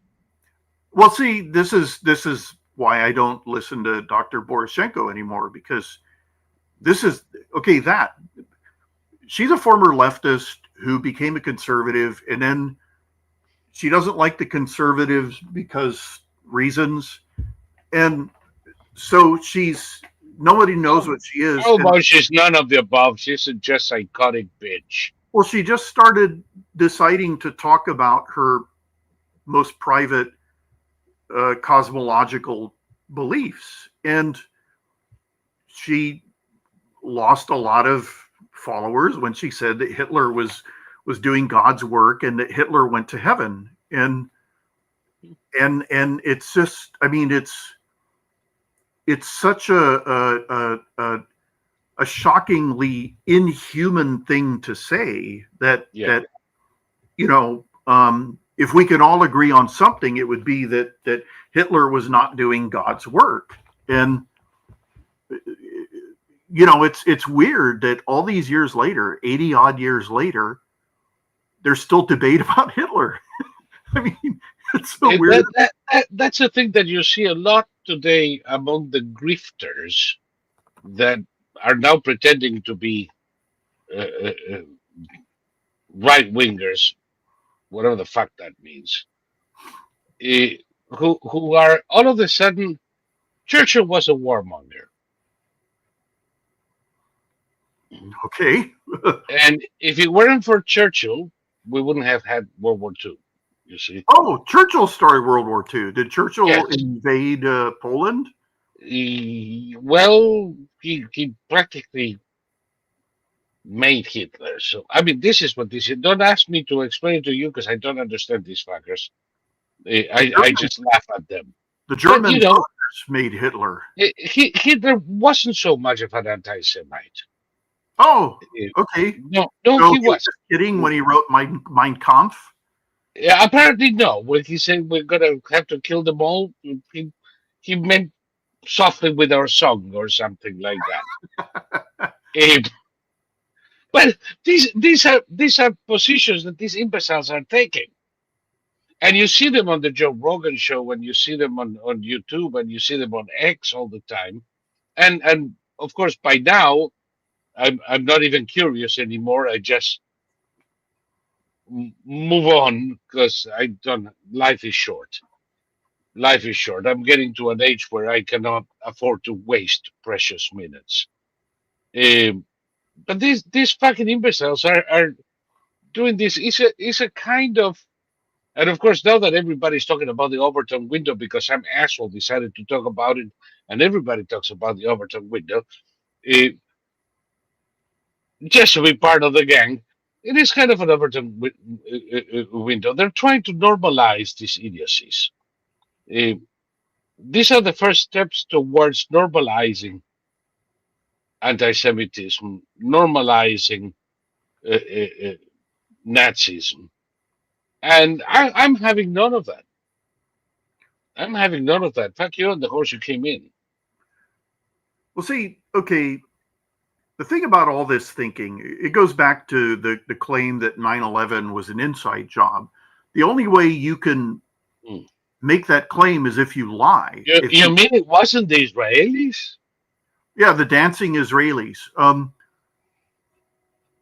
The only way you can make that claim is if you lie. You either lie or you repeat lies. Or you're totally off your rocker. Yeah, there's that too. But we have Hitler on tape. There's one known recording of Hitler speaking on the train. Right, he was speaking with the Field Marshal Mannheim of Finland, and the Finns, because the Finns, even though they were allies of the Nazis, they didn't like them, and they allied with them simply to get back the land that the Soviets had taken for Finland. So the Finns bugged the car, and they got, I can't remember, it's at least 40 odd minutes of Hitler basically admitting to Mannheim that the French and the British could have stopped him when he went into the Sudetenland because Germany was not ready for war. And then go ahead, but I'll go back to this point. Yeah, well, then Also, he was saying that the Soviets had these factories as far as the eye could see, and that when before we went into the Soviet Union, I really had no idea if we could do it or not, because holy shit, look at all the tanks they were building. So Hitler he's on tape. Yeah. Like you can say a lot of things about Hitler, but Hitler did want to take over the world. Hitler estimated his own intelligence. Hitler was vital to the Allies in terms of making incredibly stupid decisions that helped the Nazis lose the war, such as you will stand your ground and you will not retreat an inch. And therefore he lost all his best soldiers by 1943. The entire army in the East in Stalingrad, the fucking Exactly. imbecile. That's why at the end of the war, he was using 14-year-olds and 80-year-olds to try and fight the Soviets in Berlin. Because there was nobody left. And now, you mentioned the Sudeten. Mm-hmm. And that brings me to today. 2 years ago, we compared the Munich Security Conference with Kakala, Mm-hmm. proclaiming that we have peace in our time. And we compare that to the Munich Security Conference, and I thought, who's the fucking imbecile who decided it was a good idea to have a Munich conference on the eve of war? And to have Kamala Harris play the role of Neville Chamberlain. I'll never understand these people. But I can tell you that even today, Crimea, Zaporizhia, they're the Sudeten of today. Oh, yeah. No doubt about it. If we allow Russia to keep Ukrainian territory, we're going to be doing the same fucking stupid thing that Neville Chamberlain and the Non-Intervention Club did back in 1938, and we're going to feed the monster. Right now, the monster can't be stopped. And it's going to be tough. It's going to be tough for Russians. But we can walk out of this. There is no reason for there to be a World War III or a nuclear war. That is something that the defenders of Putin will claim. And there won't be one, and they can't be stopped. Or we can let Putin have his Sudeten, embolden the little fuck, and then he's going to try for Finland. Well, see, this is the thing. The Russians have said in plain language, they believe that NATO will not fight to defend itself. Okay? Mm-hmm. And up till now, the Russians haven't seen anything to change their mind. So it might not be under Putin. Putin might die, but the guy who comes after Putin may be just like Putin. Maybe. At some point, if the Russians aren't defeated completely in Ukraine, if the Russians are allowed to keep Crimea and Zaporizhia and Luhansk, they will make an attack on NATO countries. Yes. Gambling, and it won't matter the quality of Russian hardware and the quality of the average Russian soldier. That won't matter. They will try to flood Estonia or Latvia. Exactly. The Russians will be gambling that NATO won't defend itself. And if they can start with what they call the soft underbelly of NATO, which is the Baltic states, Latvia, Lithuania, and Estonia, they will continue because the Russians have said in plain language they want to raise the Russian flag in Berlin. They want to go all the way to the coast, and then they want That, by the way, was said in so many words by Medvedev, who is a very close associate of Putin and a member of the Russian government for the past 30 years. Yes, and after they've conquered Western and Eastern Europe, they want to cross the English Channel and take on Britain. And they are gambling. By the way, is it the English Channel or La Manche?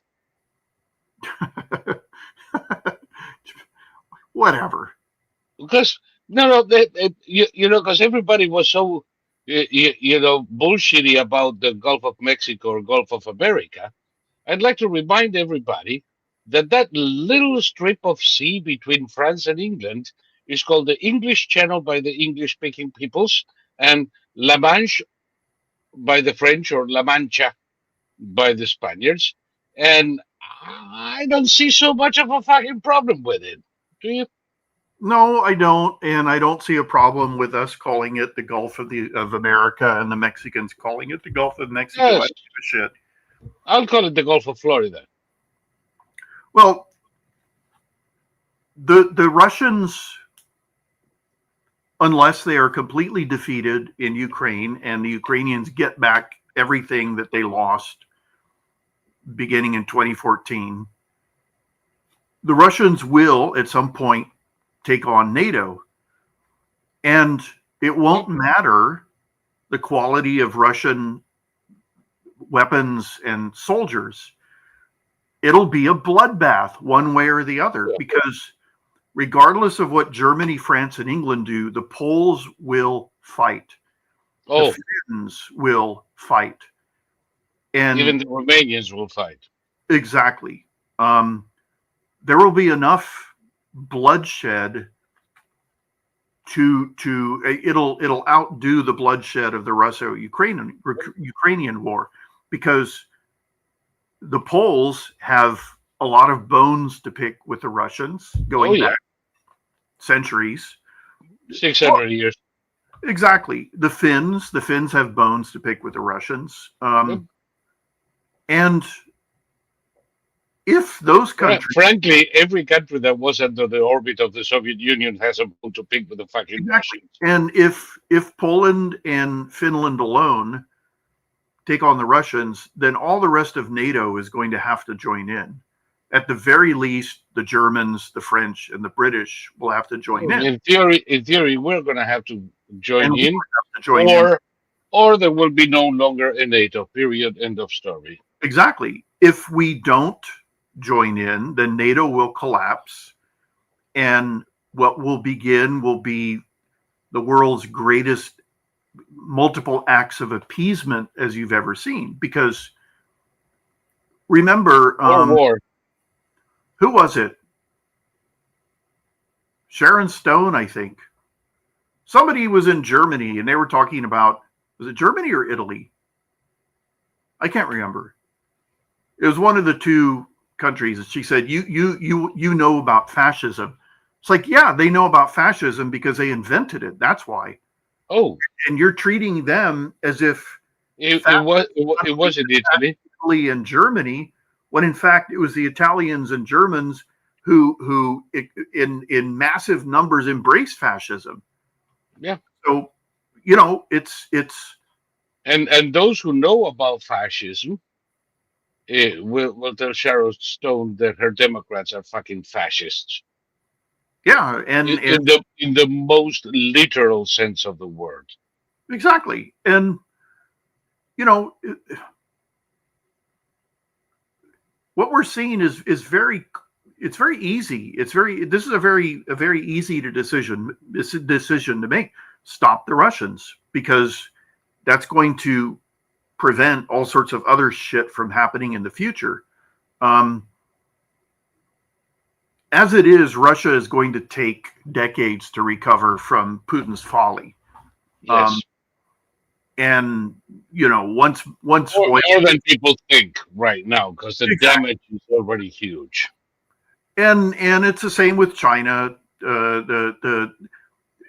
She has done outrageous damage to the Chinese economy. And, you know, this whole notion that you know, that idiot north of the border is saying that we have to be friends with the Chinese. We have to crawl to them. And no, we don't. The Chinese are not our friends. We were idiots to get our rare metals from them, as their current policy has proven. So the Chinese are our enemies. They are not our friends. They will never be our friends, because the Chinese want to dominate the world. And as long as we exist, they will not be able to dominate the world. Yeah. No, they won't be able to dominate China for much longer. Actually, China is broke. Yeah. I know that some friends of mine may complain that I am poo-pooing their uh, diatribe about China being the greatest risk. Yes, both things can be true. China can be the greatest geopolitical risk confronting the US, and they can be broke at the same time.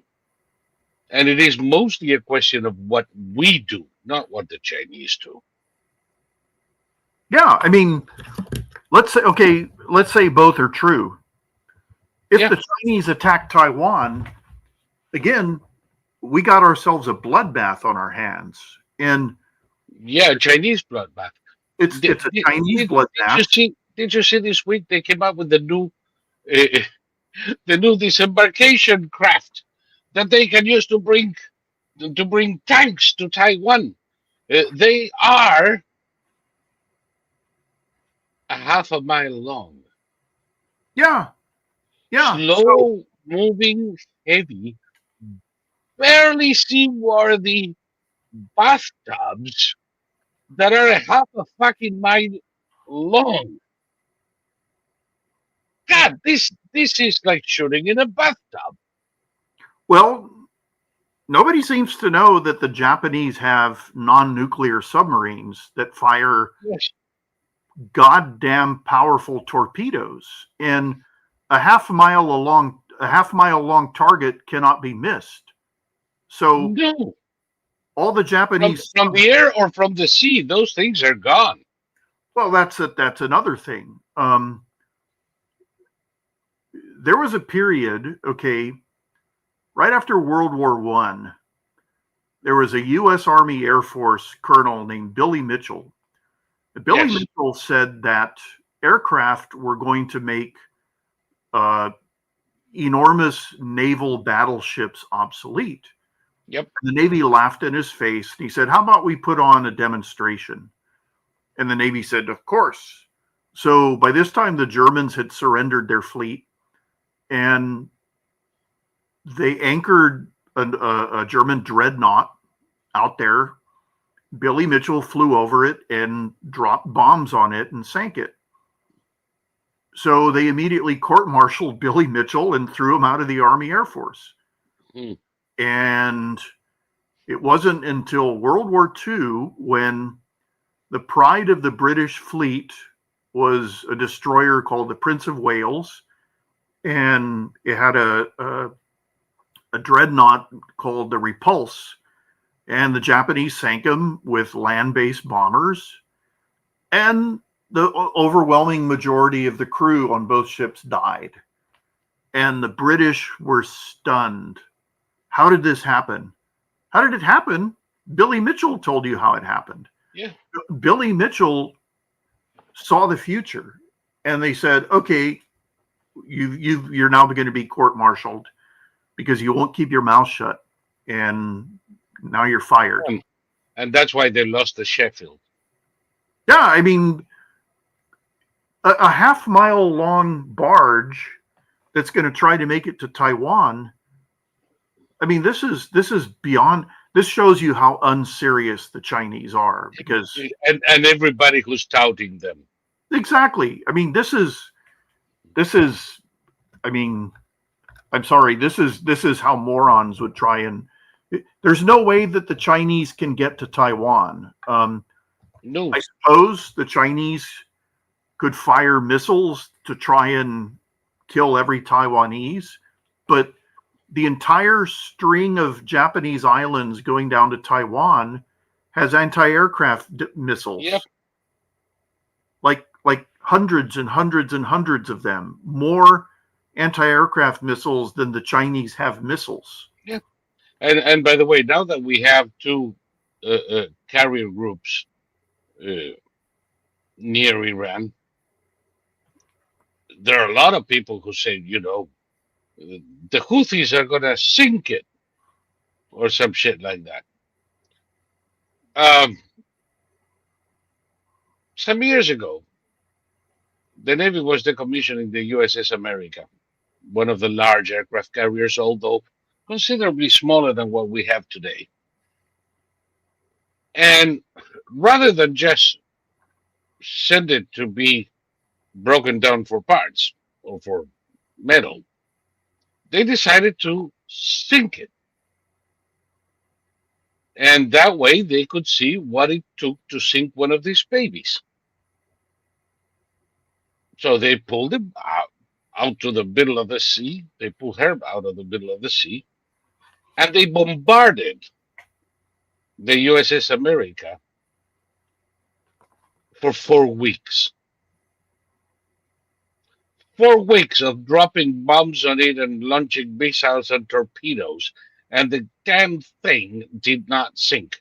Eventually, they had to send a party aboard to scuttle it from inside.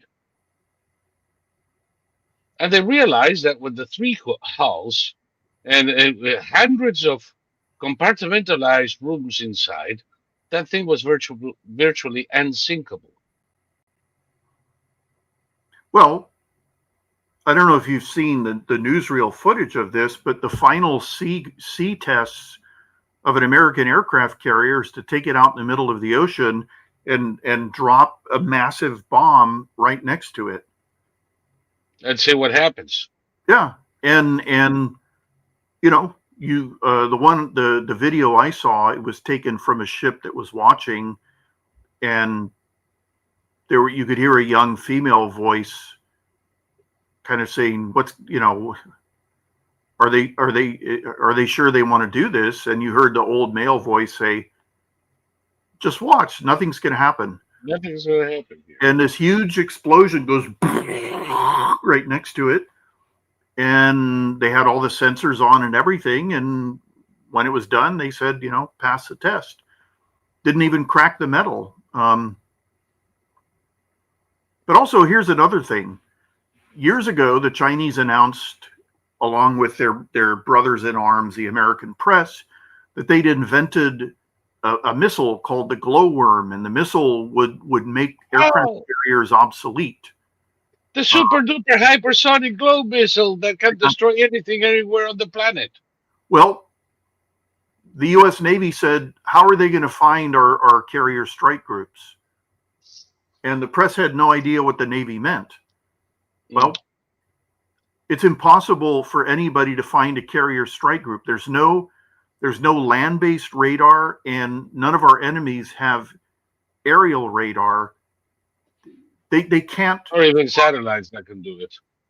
Well, theoretically, but a satellite takes a picture in time, and by the time they have to know beforehand where the fuck to position the satellite. Well, the only way they can find the carrier group is by chance. Well, exactly. And if they find it by satellite, by the time they launch the missile, the ship is moved. It's someplace else. And the final aspect of it is that a carrier strike group has 7 rings of anti-aircraft defense. So the Houthis announced, we launched 2 missiles and 3 drones. Those were all shot down by the picket ships, 7 rings away. Yep, they were already announcing in some websites that the Houthis had damaged one of our carriers that was sinking. Yeah, sure. Freaking idiots. Well, see, these are people who saw the Iranians build a toy aircraft carrier and then sink it by building it with explosives already inside, and then they attacked it with their little speedboats and their little flying lawnmowers, and they had these little 2-man boats, and some guy was on the bow with a rocket propelled grenade firing it, trying not to vomit as he tried to aim it right at the ship. And then they blew it up from inside. And they also did this exercise like half a mile from shore, where everyone sitting in their lawn chairs on the beach could watch it happen. And that ain't how a carrier strike group is called an over the horizon weapon. So if the carrier strike groups decide to take out the Iranian nuclear programs, the Iranians aren't going to see it coming. No. Oh, but now the Iranians have their own Zvoyny their own city of the stars. They're going to be launching rockets to Mars soon. That was all in the papers today. Oh, okay. Good for them. Then you take a look at it and you say, you're going to be fucking kidding me. And then you realize that it's not an Iranian program, it's a Russian program. So the Russians have created a little thing where they can, launch peanut rockets in Iran to show the progress of Iran. And people buy this shit. Well, I remember years ago, the Chinese comrades in arms in the American press made this stunning, just foaming at the mouth in pride of the Chinese having shot down a geosynchronous satellite, which, in case anybody knows, geosynchronous means that it doesn't move in relation to the Earth. To the Earth. So the Chinese built a missile launcher below it and shot it and blew it up. Because you know where it's going to be. A little while later, the Americans shot down a satellite that was falling at 19,000 miles per hour, and we shot it down. So the Chinese in a non-synchronous exactly trajectory. It was essentially it was the same as shooting down a bullet with another bullet. Yeah. And the Chinese and the Russians complained. So George W. Bush had that missile system dismantled and promised that we would never ever put it back together. Oh, bullshit! It's operative. Of course. And neither the Chinese nor the Russians will ever develop the ability to create that anti-missile system. They can't. That's another thing. You and I were discussing this week. China's economy is in a shambles. Their banks are insolvent. Their construction companies are broke. The real estate industry is shut. Their internal market, little as it was, has completely vanished. They don't have it anymore. Now they have a mass of people burning their factories and protesting for lack of food, being put down with characteristic brutality by the communist regime. Their level of debt is insane. People complain that the US has a debt to GDP ratio of 120%. That is, our debt is 120% of our GDP. And of course, most of industrial Europe is somewhere between 130 and 150. Japan is 210. China is 366%. 366%. Imagine if the US produces 32 trillion and it owes 34 trillion. Of course, we owe nothing but dollars. And the Chinese just to use the same numbers, if the Chinese had the same 32 trillion production, their debt is the equivalent of 100 trillion. Hmm. It's that insane. And of course, Chinese debt is not 100% in their own currency. They owe euros, they owe rupees, they owe dollars. They are so thoroughly fucked. And like every centralized economy, they have no way out. No. The only way China can get out of this crisis is by unloading their inventory of unsold goods, which is up to the rafters, and they're still producing at full steam because they don't know how to stop it, and they can't. Or increasing investment. Since there are no investors in China, they need capital from countries that have a secondary market, that have actually savings and capital markets. How are they going to do it? Do you see Americans rushing to invest in China? No, they all got the hell out of China. They're getting the hell out as soon as they can. Pretty soon you're going to see their companies delisted too. Well, there are multiple Chinese-run channels that are run by expatriates. And I saw videos. There was a commuter train, a Chinese bullet train, and it had one passenger on it. Yeah. He went from one end of the train to the other with this video camera. And he said, he was pointing out, this is because nobody has jobs anymore. No. And by the way, those who do are producing shit nobody buys. Right. It showed a huge mall with these.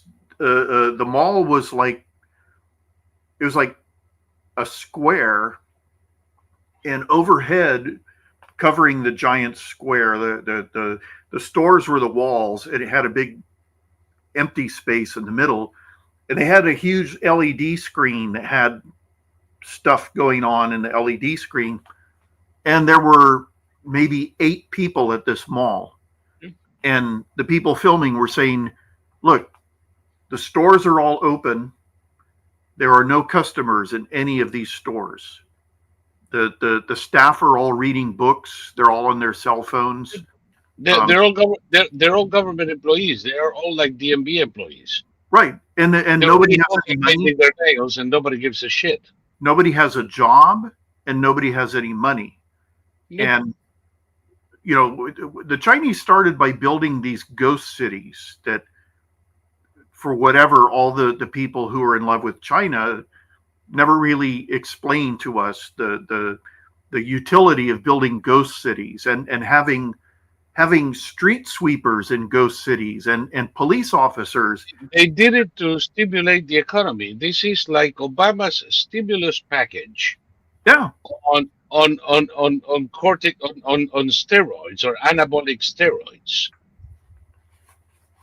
And of course it can go for as long as they can push the shit, but unless they get investment or get a place to unload at any price all of those inventories. And by the way, wouldn't you know it, this is precisely the moment that we are raising tariffs on them. Mm-hmm. Just when they need to unload their inventories. Couldn't have picked a better moment, I'll tell you. They're so thoroughly fucked. Their biggest problem down there, and by the way, somebody's going to come out with a video of a mall with people in China, because there is a mall in Hong Kong that there's a lot of people in. There are 5 cities in China that are still doing relatively well. But the rest of the country is in the Great Depression. They have deflation. They've had deflation now for 5 years. You know what that unless you can get all those people in the video to hold up newspapers that show me the date. Yeah, you never know when that happened. Exactly. But I'm sure in Shanghai there is a mall And maybe there are expats in there. I don't care. Okay, That doesn't change the nature of the thing. it was in Shanghai where the Chinese welded everybody into their skyscrapers, and people were releasing videos of everyone in their skyscraper at nighttime screaming because the For Chinese food. wouldn't let them out to buy food. I For mean, food, because the government was supposed to bring him a couple of spring rolls to survive the night. yeah, and this. I mean, the Chinese, any centralized government is going to fail. It's that's all there is to it. It's axiomatic. It's axiomatic. The system itself cannot function. And it's not a question of, oh, nobody's ever tried it the right way. There is no right way to try communism. No. It simply cannot work.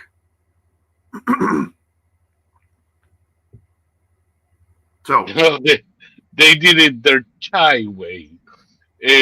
Somebody's paraphrasing Frank Sinatra over there.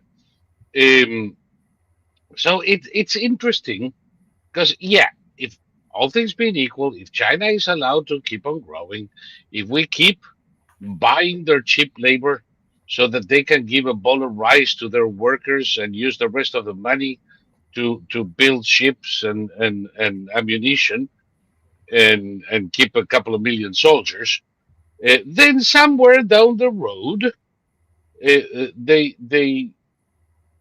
may be a serious challenge. But we don't have to get there.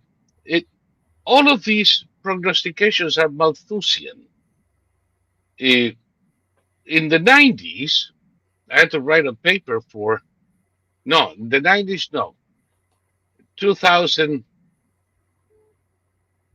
2005, I wrote a paper for Morgan Stanley on China because everybody was predicting China was going to be the largest superpower in the world by 2020. Did it happen? And I said no. I mean, this if China were to keep on growing at a rate of 14% per year, and the U.S.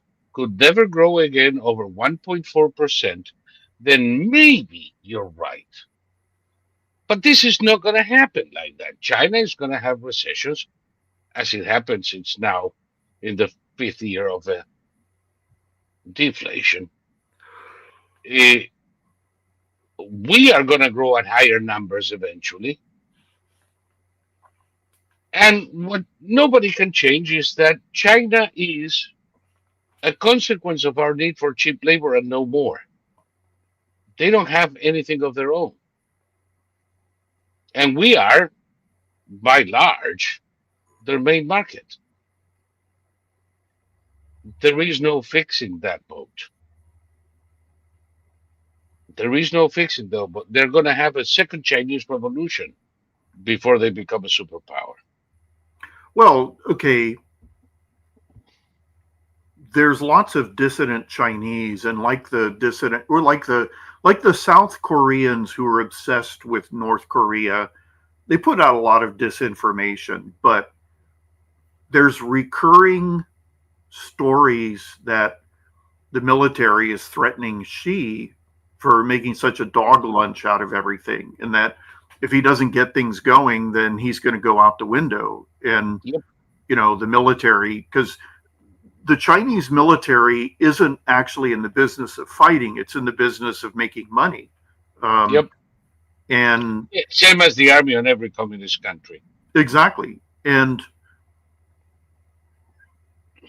she has consolidated so much power that he's got no more allies. His only allies are the people who try to stay on his good side as long as he's still alive. And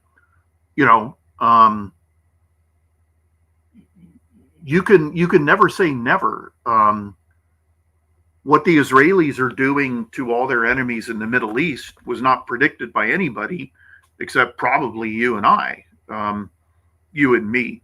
And No, you and I is fine. I'll take it. Much as the king and I, the king and I. it's correct. You don't have to self-correct. Well, when Hezbollah, when Israel really started pounding Hezbollah, the quote experts unquote said it was going to take 10 years, Oh yeah. and it took 3 weeks. And anyone, I'm sorry. I'm still enjoying that moment. well, exactly. I mean, anyone who knew anything about Hezbollah, You say that, and I'm thinking beep beep. yeah, exactly. No, I knew about Hezbollah because I'd seen how Hezbollah had fought the Islamic State in Syria, and they'd had their asses handed to them. The only victories that they could claim were when they bribed the Islamic State to leave a certain area, and they would bring in buses and they would bus out all the fully armed Islamic State terrorists with their pockets bulging with cash, and then Hezbollah would plant their flag on the mountain and say, "We took this." And I'll just never forget that. They had their little dune buggy with their brand new model 1919 machine gun. It was like, that thing's never been fired. It's from 1919 and they've never fired it. It's amazing. But Somebody says here that the experts are John Mersheimer and Jeffrey Sachs. yeah. But by the way, how can anybody listen to any one of those two imbeciles anymore? How many decades do they have to be wrong on everything for people to say, "Oh shit, just put him on a shelf with Jim Cramer"? Well, okay. The thing about Americans is that once you develop a brand, you can coast on that brand for decades without ever being right.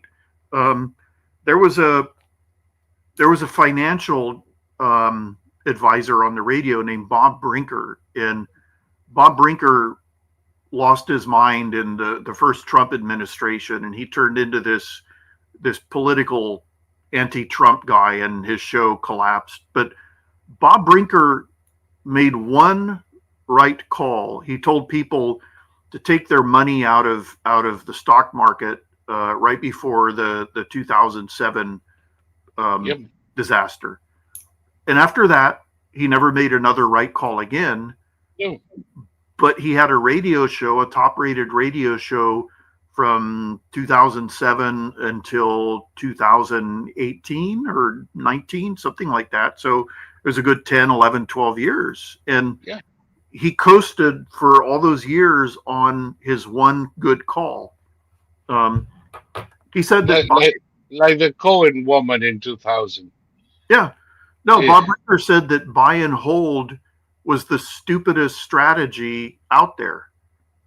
And Yeah. it's like, well, tell that to my own investment accounts. Tell that to my clients, and tell that to Jimmy Buffett. Yeah, The thing is this, with all of these idiots, it's a 50-50.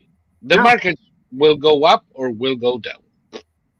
So you take one, hold on to it, and predicate it with the fervor of a convert in Appalachia. And you go, you have to get out of the market. You have to buy gold or fish livers or whatever, pick one, it doesn't matter. Um, and you have to get out because the stocks are going to crash. The stocks are going to crash. The stock. One day, down the road, there's going to be the beginning of a war or something, and stocks are going to lose 30% of their value in 1 week. It's happened before. It will happen again. And you're going to say, ah, ha, ha, ha, ha! I told you to get out. See, I was right. If you had listened to me, you wouldn't have lost your money. Of course, if you don't sell, you don't lose. Just hold on tight to that shit. In 6 months, you're going to be peachy. The opposite is true. There's no investment like the stocks. Don't consider anything. Just buy the stocks, buy the stocks, buy the stocks all the time. Eventually, there's going to be some kind of good news someplace, and the stocks are going to go 40% up in 1 year. Aha! I told you. See, if you listen to me, you'd be rich now. Of course, if any of these fuckers, any one of them, knew what to do, they wouldn't be peddling their shit for a few thousand a month. They'd be sipping margaritas under a palm tree in their own fucking island with their yacht 100 years away in case they want to go to Cannes. They are poor as sacristy mice, intellectually depraved morons, peddling one idea Yeah. that one day, as luck would have it, may be right. Well, They're worthless. you heard about the short selling right before 9/11, and it's like, Oh fuck! so they Yes. they investigate it and they find out that one of the short sellers also lost his shirt on that Yeah. day. Another short seller was a perennial short seller 100% of the time, and then the third. By the way, he lost his shirt 99% of the time, but finally got one. Exactly. And then the third short seller was some institutional newsletter that there was no pattern to their advice. You know, it all depended on who in the institution was writing it. So there was nothing. There was nothing. It was nothing. It was totally debunked by the 9/11 Commission too. Jeffrey Sachs is an asshole who has been destroying countries since the 80s. He advised Bolivia, and Bolivia followed its advice. And a country that was coming out of a military dictatorship with enough mineral deposits to put it on the path to prosperity ended up the second fucking poorest country in America thanks to Jeffrey Sachs. Everything he touches turns to shit. Mersheimer is the biggest bullshitter, but how the fuck can a charlatan like that one get tenure in a university? I'll never know, except that I see so many charlatans. It might be a requirement. But people defer to them. Another one people defer to is Larry Summers. I can understand. He was well. He was the chief of Obama's economic advisors after they had to fire that fuckface from New Jersey who stole $2 billion from his customers. Former governor of New Jersey. Corzine? Corzine. John Corzine. So Larry Summers, who was president of, you got it, Harvard, and now is full of advice to Trump. But when he was president of Harvard, he created most of the shit that is coming that is flowering now in the Harvard garden. You can trace it to him. Why are we listening to these idiots?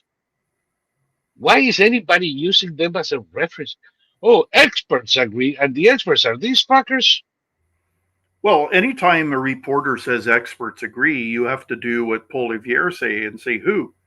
Who? Give me a name. Give me a name and tell me what they said. But that's the thing, you know.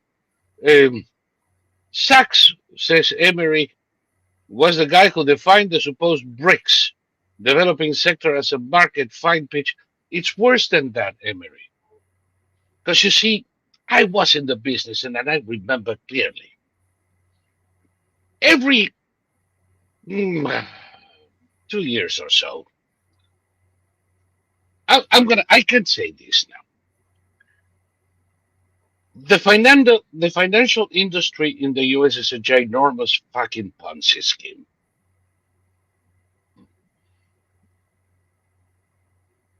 Investment banks and mutual fund companies and all that jazz are in a constant need to develop new and exciting products. Why? Because all of the fuckers who work in the investment environment will not collect a dime unless they sell you something. They're not on a salary, they're on commission. They sell you a Class A mutual fund, click 6% commission. They sell you an annuity, 4 to 8% commission. So their job is to sell you shit. Their permanence at their desk depends on increasing the amount of shit they sell every year. Every one of the financial advisors, they like to call themselves now, they don't like to be called brokers, financial advisors, they have to increase the amount charged in commissions by 20%, or they get the boot. And their accounts are distributed among the others, and a new schmuck comes in from the street who needs to raise 8 million among everybody he knows in a year, or he gets put at 2. So in order to make their mortgage payments, to pay the school for the kids, to go to Morton's and pretend they are successful, they have to say, I'm calling you today because we haven't reviewed your portfolio in 6 months, and I noticed that. And by the way, these are all scripts. Mm-hmm. And you get alarms. I noticed that we're a little bit too heavy on the blue chips, and that's a good thing. It's not bad if you want to stay there, but I'm a little bit worried because any movement in the market can cause a severe loss that will take years to recover. But we can resolve that problem by investing in this new shiny toy. The shiny toy could be, well, in the 90s, 80s. In the 80s, it was limited partnerships. In the 90s, it was tech funds. In the 2000s, it was managed commodities. And at that time, they came up with the emerging market funds, and from the emerging market funds, the best of the best. The 4 countries that are poised to have more profits than anybody because they're going to grow. Brazil, China, India, and Russia. Russia was coming in from a big hullabaloo in the mid 90s, 95, and was growing at a rate of 30% per year. And Brazil was the great miracle from South America. And they had discovered oil and they were growing tremendously. And you're going to miss if you're not a part of this. And they created BRICS mutual funds and BRICS strategies. And it was nothing but a gimmick to force people to sell something to buy this shit. All of this flopped miserably. Because for 2 or 3 years, they indeed kept growing. And then, the Brazilians decided to elect a communist. The Russians decided to get involved in wars. India had a cyclical downturn. And China, we know the message in. Other political hacks decided to turn the successful story of the BRICS into a political ram. So they created BRICS as a political organization. It's not new, it's the old non-aligned countries with a different name. Same assholes, same players. The member countries of BRICS are the same old assholes of the non-aligned, from Brazil and Cuba to Pakistan and South Africa. Imagine South Africa. I tremble in my boots thinking how South Africa may choose another currency. They can go fuck themselves. The story is as old as Methuselah. And it doesn't mean shit. The BRICS are nothing. They represent no economic or military threat to anybody but themselves. And what I always said is when you get together a consortium of 5 poor, miserable, broken assholes, you don't get a billionaire. You get 5 miserable, broken assholes.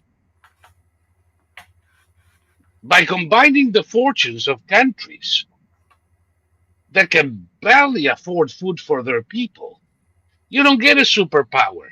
You get a lot of fucking miserable people.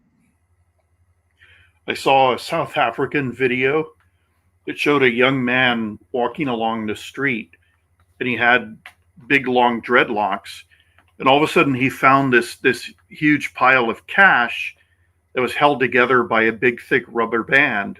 So he picked it up, he took off the rubber band, dropped the cash, and used the rubber band to tie up his dreadlocks, and then kept walking. That would have been Argentina in '89. Argentina in '89, the rubber band was worth 5 times the stack of bills. So that's something I'm so tired of people talking about BRICS and what are we gonna do with this? Where nothing.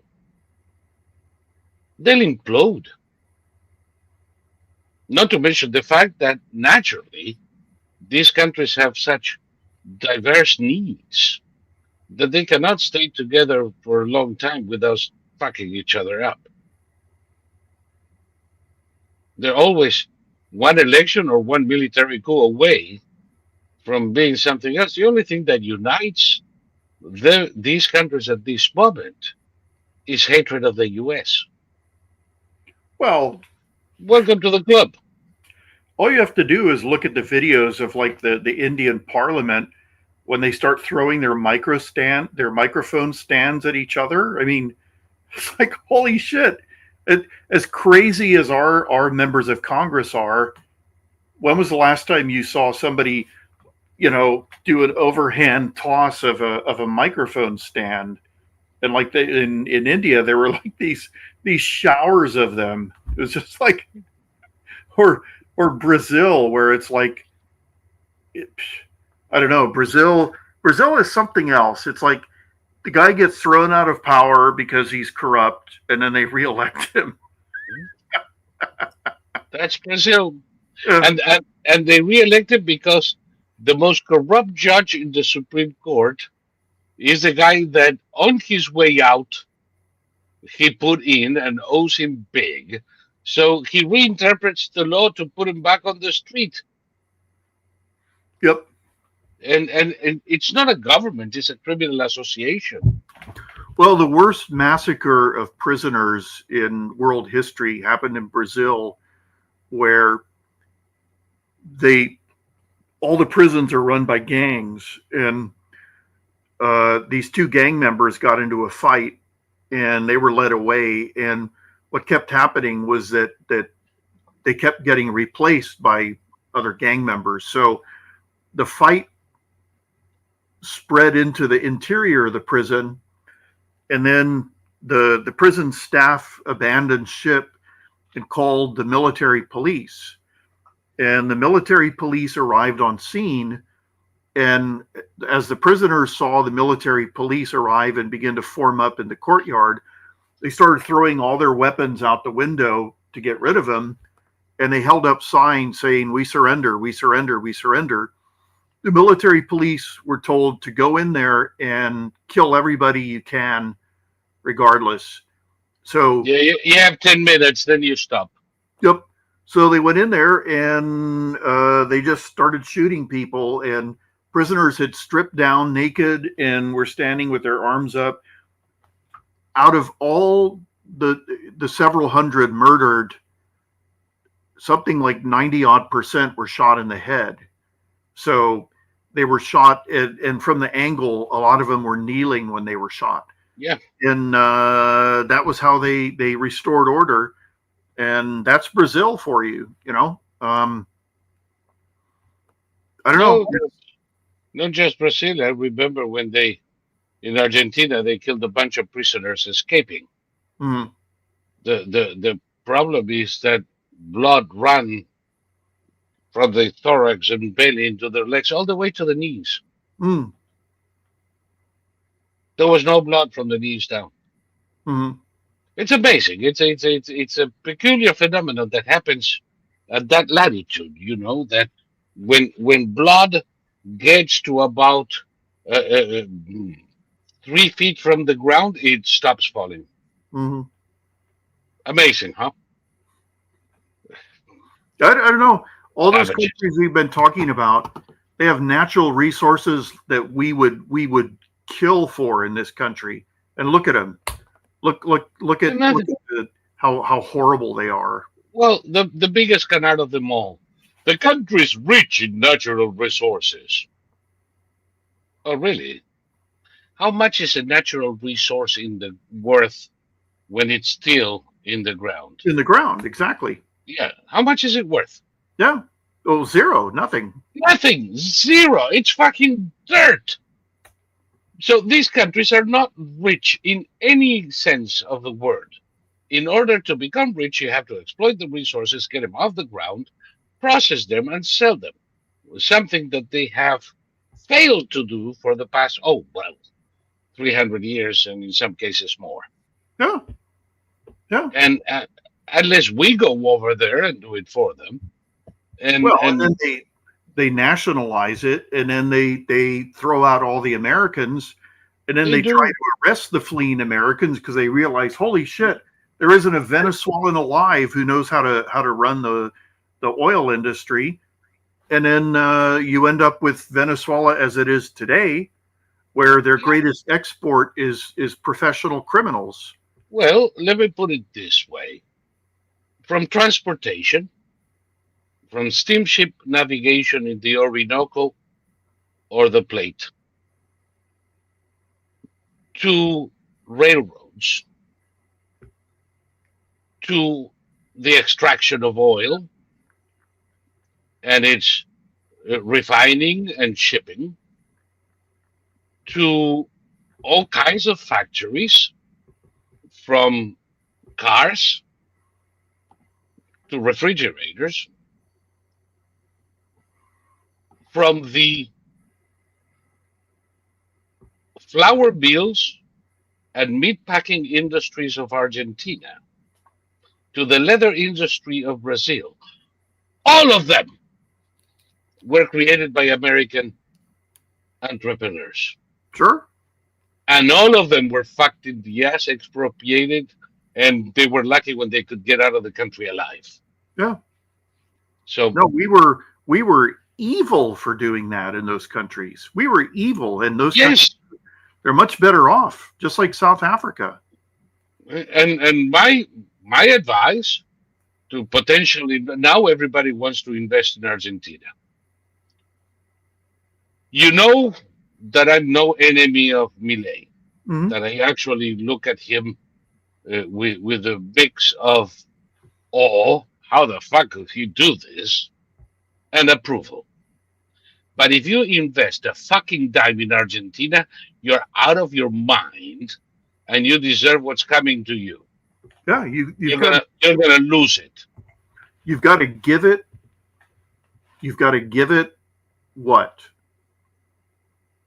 10 years at least. At least 10 years, yeah.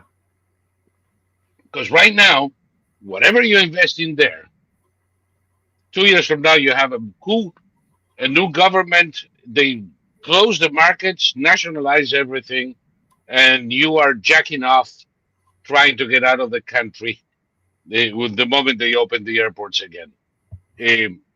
It's not done. I like Milei. I don't trust either Argentines or, for that matter, anybody in South America for the same reason. Well, this is the weird thing about these people is that, okay, I saw the tail end of Venezuelan prosperity. Yep. And I mean, there were places. We went to Maracaibo, and there was a shoe store, and the shoe salesman was wearing a white shirt with a bow tie, and he asked for my shoe size. Then he went over, and there was a rectangle in the ceiling, and he shouted up, and this box dropped down from the ceiling, and he brought it over, and he opened it up and asked me if I liked them. And I said, well, do you have it in a different color? And he closed it, and he tossed it up there, and then a second box came down. It was magic. I'd never seen anything like it. There was some guy up there whose job was to know where everything was, and to catch and retrieve. Yes, and everybody took pride in their work. They took pride in being a Venezuelan. And today, when I did work for Decision, I noticed that not anymore. No.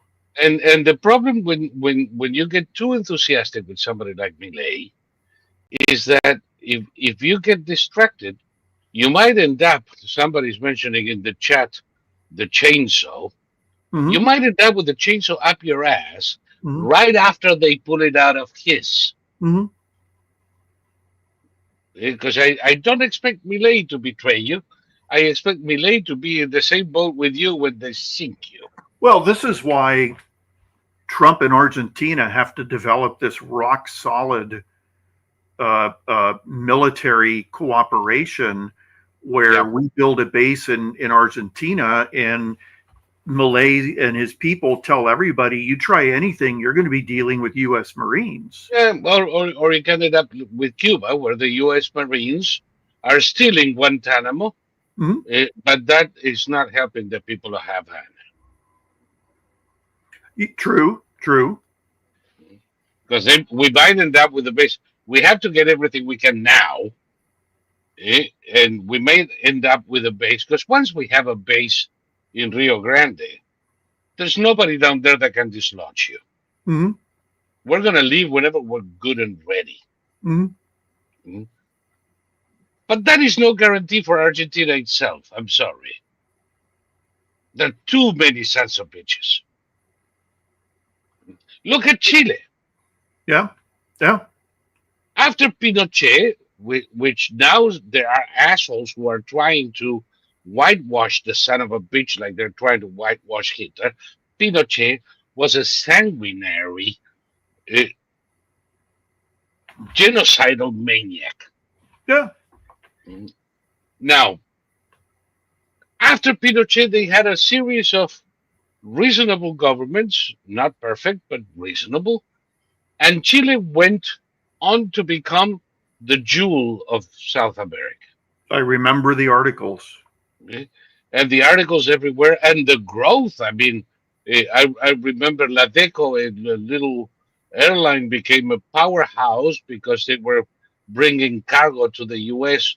with anything from grapes and copper to industrialized parts. It took 4 years of socialist shit. Isabella, no, not Isabella Allende. The one that's in the UN now, the stupid cow, and now a communist, and all of a sudden Chile is the same fucking shithole it was before it all started. Well, I remember it started with the college students saying we want free college, and if we don't get free college, we're going to burn every city in Chile to the ground, and nobody's going to be able to go to work. Right, and so they gave in. And then, of course, the camel sticks its nose in, and then, it demands milk, and then it demands cheese, and then suddenly the whole fucking camel is in your tent. And they ruined the entire country. And I just want to ask them, are you happy now? Yeah, and now they're back to the early 70s. Mm-hmm. And it's, maybe they'll keep going until I get another Pinochet because they're that fucking stupid. Well, see, it all depends on culture. Like a lot of the warnings that are made about, pure totalitarianism taking over in this country, they don't actually ring true, because you have to have a certain set of prerequisites before you can have totalitarianism. And we can get close, we can get really close, but as long as we have elections, it's never going to happen in this country, because Americans, they went along for the ride. Okay, they really had no choice with Biden, because the election was stolen. But the only reason it was stolen is because it was too close. It shouldn't have been that close. No, Trump should have won by 80%. and frankly, people in the Trump administration could have been a little less complacent and a little less full of hubris. Yeah, you're correct. I spoke with a lot of them at the time. They're gonna fuck you with this. No, we're watching. Don't worry about it. We have everything under control. There's nothing they can do. Nothing they can do. They showed nothing about this big at their collective asses. Well, there's nothing they can do. And at the same time, Trump was warning us exactly what they could do. He was telling us it was going to be the mail ballots that were going to be the problem. And and here's his own folks saying. But even then he was saying, well, but there is a difference between mail-in ballot and absentee. Absentee is okay. The mail-in is the problem. It's the same shit. Oh, sure. I mean, when you had people in halfway across the country getting ballots for people in Florida, then there's a lot of bad news going on. Yeah. Yep. And by the way, now we have 1 year to fix it. Mm-hmm. It has to be fixed by May of 2026, or we are fucked again. Mm-hmm. Remember when I used to rant and rave in Twitter over the midterms in 2018, when Bannon was promoting that fuckface Roy Moore in Alabama, and we lost. Most important, if we hadn't lost Alabama in the most stupid manner, McCain's vote wouldn't have mattered. There wouldn't be Obamacare. It was Bannon who allowed Obamacare to continue. Sure. Now I have the same feeling. We have a razor sharp majority in the House. Granted, part of that is because the Democrats stole at least 20 representatives, 20 districts, including about 10 in California, including yours, I believe. Because, Republicans win on election day, and they keep on counting for a month. Yeah. No, I mean, there's no doubt. They don't even bother trying to hide it anymore. No. And they keep on making mail-in ballots as fast as they can and say, well, even if they arrived after the date, we're going to count them anyway. And they send you a Democrat into the House. If we have to fight that, it's going to be very difficult next year. And God forbid we end up with a Democratic House with that fucking asshole Jeffries as Speaker of the House, because then the revolution is over. Well, a year is a hell of a long time for the Democrats to fuck up and for the economy to pick up and Trump to pull all sorts of things out of his hat. So we'll see. Oh, no. And it is a long time for Republicans to do the right thing. But it is up to people like us to keep reminding our folks what's important and to keep exposing what the Democrats are doing twisted. We need to make sure that we have the legal tools to stop the steal in 2026. We don't want to be fucked. Mm-mm. At least I don't. I've had enough of this shit. Hakim is a goon, says Kelly. Yes, he is. So what? They're all goons. Um, Speaking of goblins, where is John Kerry nowadays? Trying to get laid with Margarita Mogherini when he's not sucking up the flaccid tool of Ayatollah Khamenei. Um, Free college is what bankrupted California. What, Reed College went bankrupt? No, Kel says free college Oh. is what bankrupted California in 66. Mm-hmm. Harry Brown Sr. Seems to be a pattern. Damn goblins. She has a point there. Mm-hmm. Yes, there is a pattern, and the notion, and I grew up with this idea because of where I grew up. The notion that we all have a right to go to college. If you want to destroy a country, you start right there. Number one, all of the students are going to follow you because nobody says no to a freebie thing. Mm-hmm. And considering the fact that, people who have degrees like doctors and engineers have better salaries than people who don't, like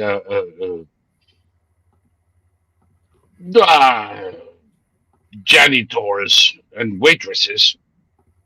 Everybody thinks that going to college is a magic solution that is going to give them the great quality of life. Then the socialist come and says, "Sure, college open for everybody. It doesn't matter. We don't have any kind of admissions criteria anymore. No tests, no history, no nothing. If you're breathing, come on in. You're a student because it is your right to study, and the people are going to work overtime to pay for your studies." And then you have surgeons driving taxis in Havana and engineers driving buses in Buenos Aires. Get it? Mm-hmm. And all of that enormous effort, social effort, of sending all of these people to earn a college degree that is worth less and less every year, it goes out the window and nobody wins. So there you go. Anyway, it seems to be time. Instead of "Make America Great Again," somebody here put "Make Jamie Raskin eat shit." I think I'm going to make myself a hat with that one. Would you like one if I do? No. I live in California, so I could never wear it. Well, you can wear it in the bathroom and pretend you're outside. Well, pretend Jamie's in there with me? No. But no, pretend you're outside. But do people in California actually know Jamie Raskin? Well, any kind of red hat with any white lettering is going to get you. Okay, I'll make it blue with white lettering. There we go. It's a message that's important. Okay. And Kelly's eating Danish butter cookies. Now she's rubbing it on our noses. Anyway, people, if you're watching this tonight and you have gotten this far, it's because, God forbid, maybe you're getting something out of this conversation. A laugh, a little bit of data, whatever it is, we need your support to keep on doing it. I'm not going to do the same explanation every night, but as most of you, or some of you know, there is a little spat going on between Odyssey and the merchant services that debanked us, and we cannot receive any support at Odyssey. So we're asking folks who want to help us, who would otherwise have dropped a tip on the chat or something, to please take the extra work and the extra click. And if you're in X, please subscribe to my timeline at the Brother Lie. It's $5 per month. You'll be buying us a coffee per month, and that is more than enough if enough people do it. And the other way is to go to quadverum.com/support us, and there you can drop a tip like you would in the chat, or a monthly stipend that will allow us to continue with these programs and to maintain SQV, to which you're all invited anyhow, so we can keep the conversation going. Like I said, SQV is kind of like Twitter. In fact, we use Twitter Deck as the basis for our site. And but with no trolls and no bots, no Palestinian terrorists, no Houthi sympathizers, no terrorists from Iran, no people trying to sell you shit from India, which makes for a much comfortable conversation in a much amiable environment. So please come and join us in SQV, support us if you can. And with that, I'm done for tonight. Oh, yeah, tomorrow, Quad Meet, 10:30 p.m. Be there or be square. And I'm done. So, Thomas, do you have a last word for us? Circumvolution. Circumvolution. It's almost like circumambulation. It's the same thing. Thank you. Good night. And see you next week, my friend. And everybody else, I'll see you tomorrow.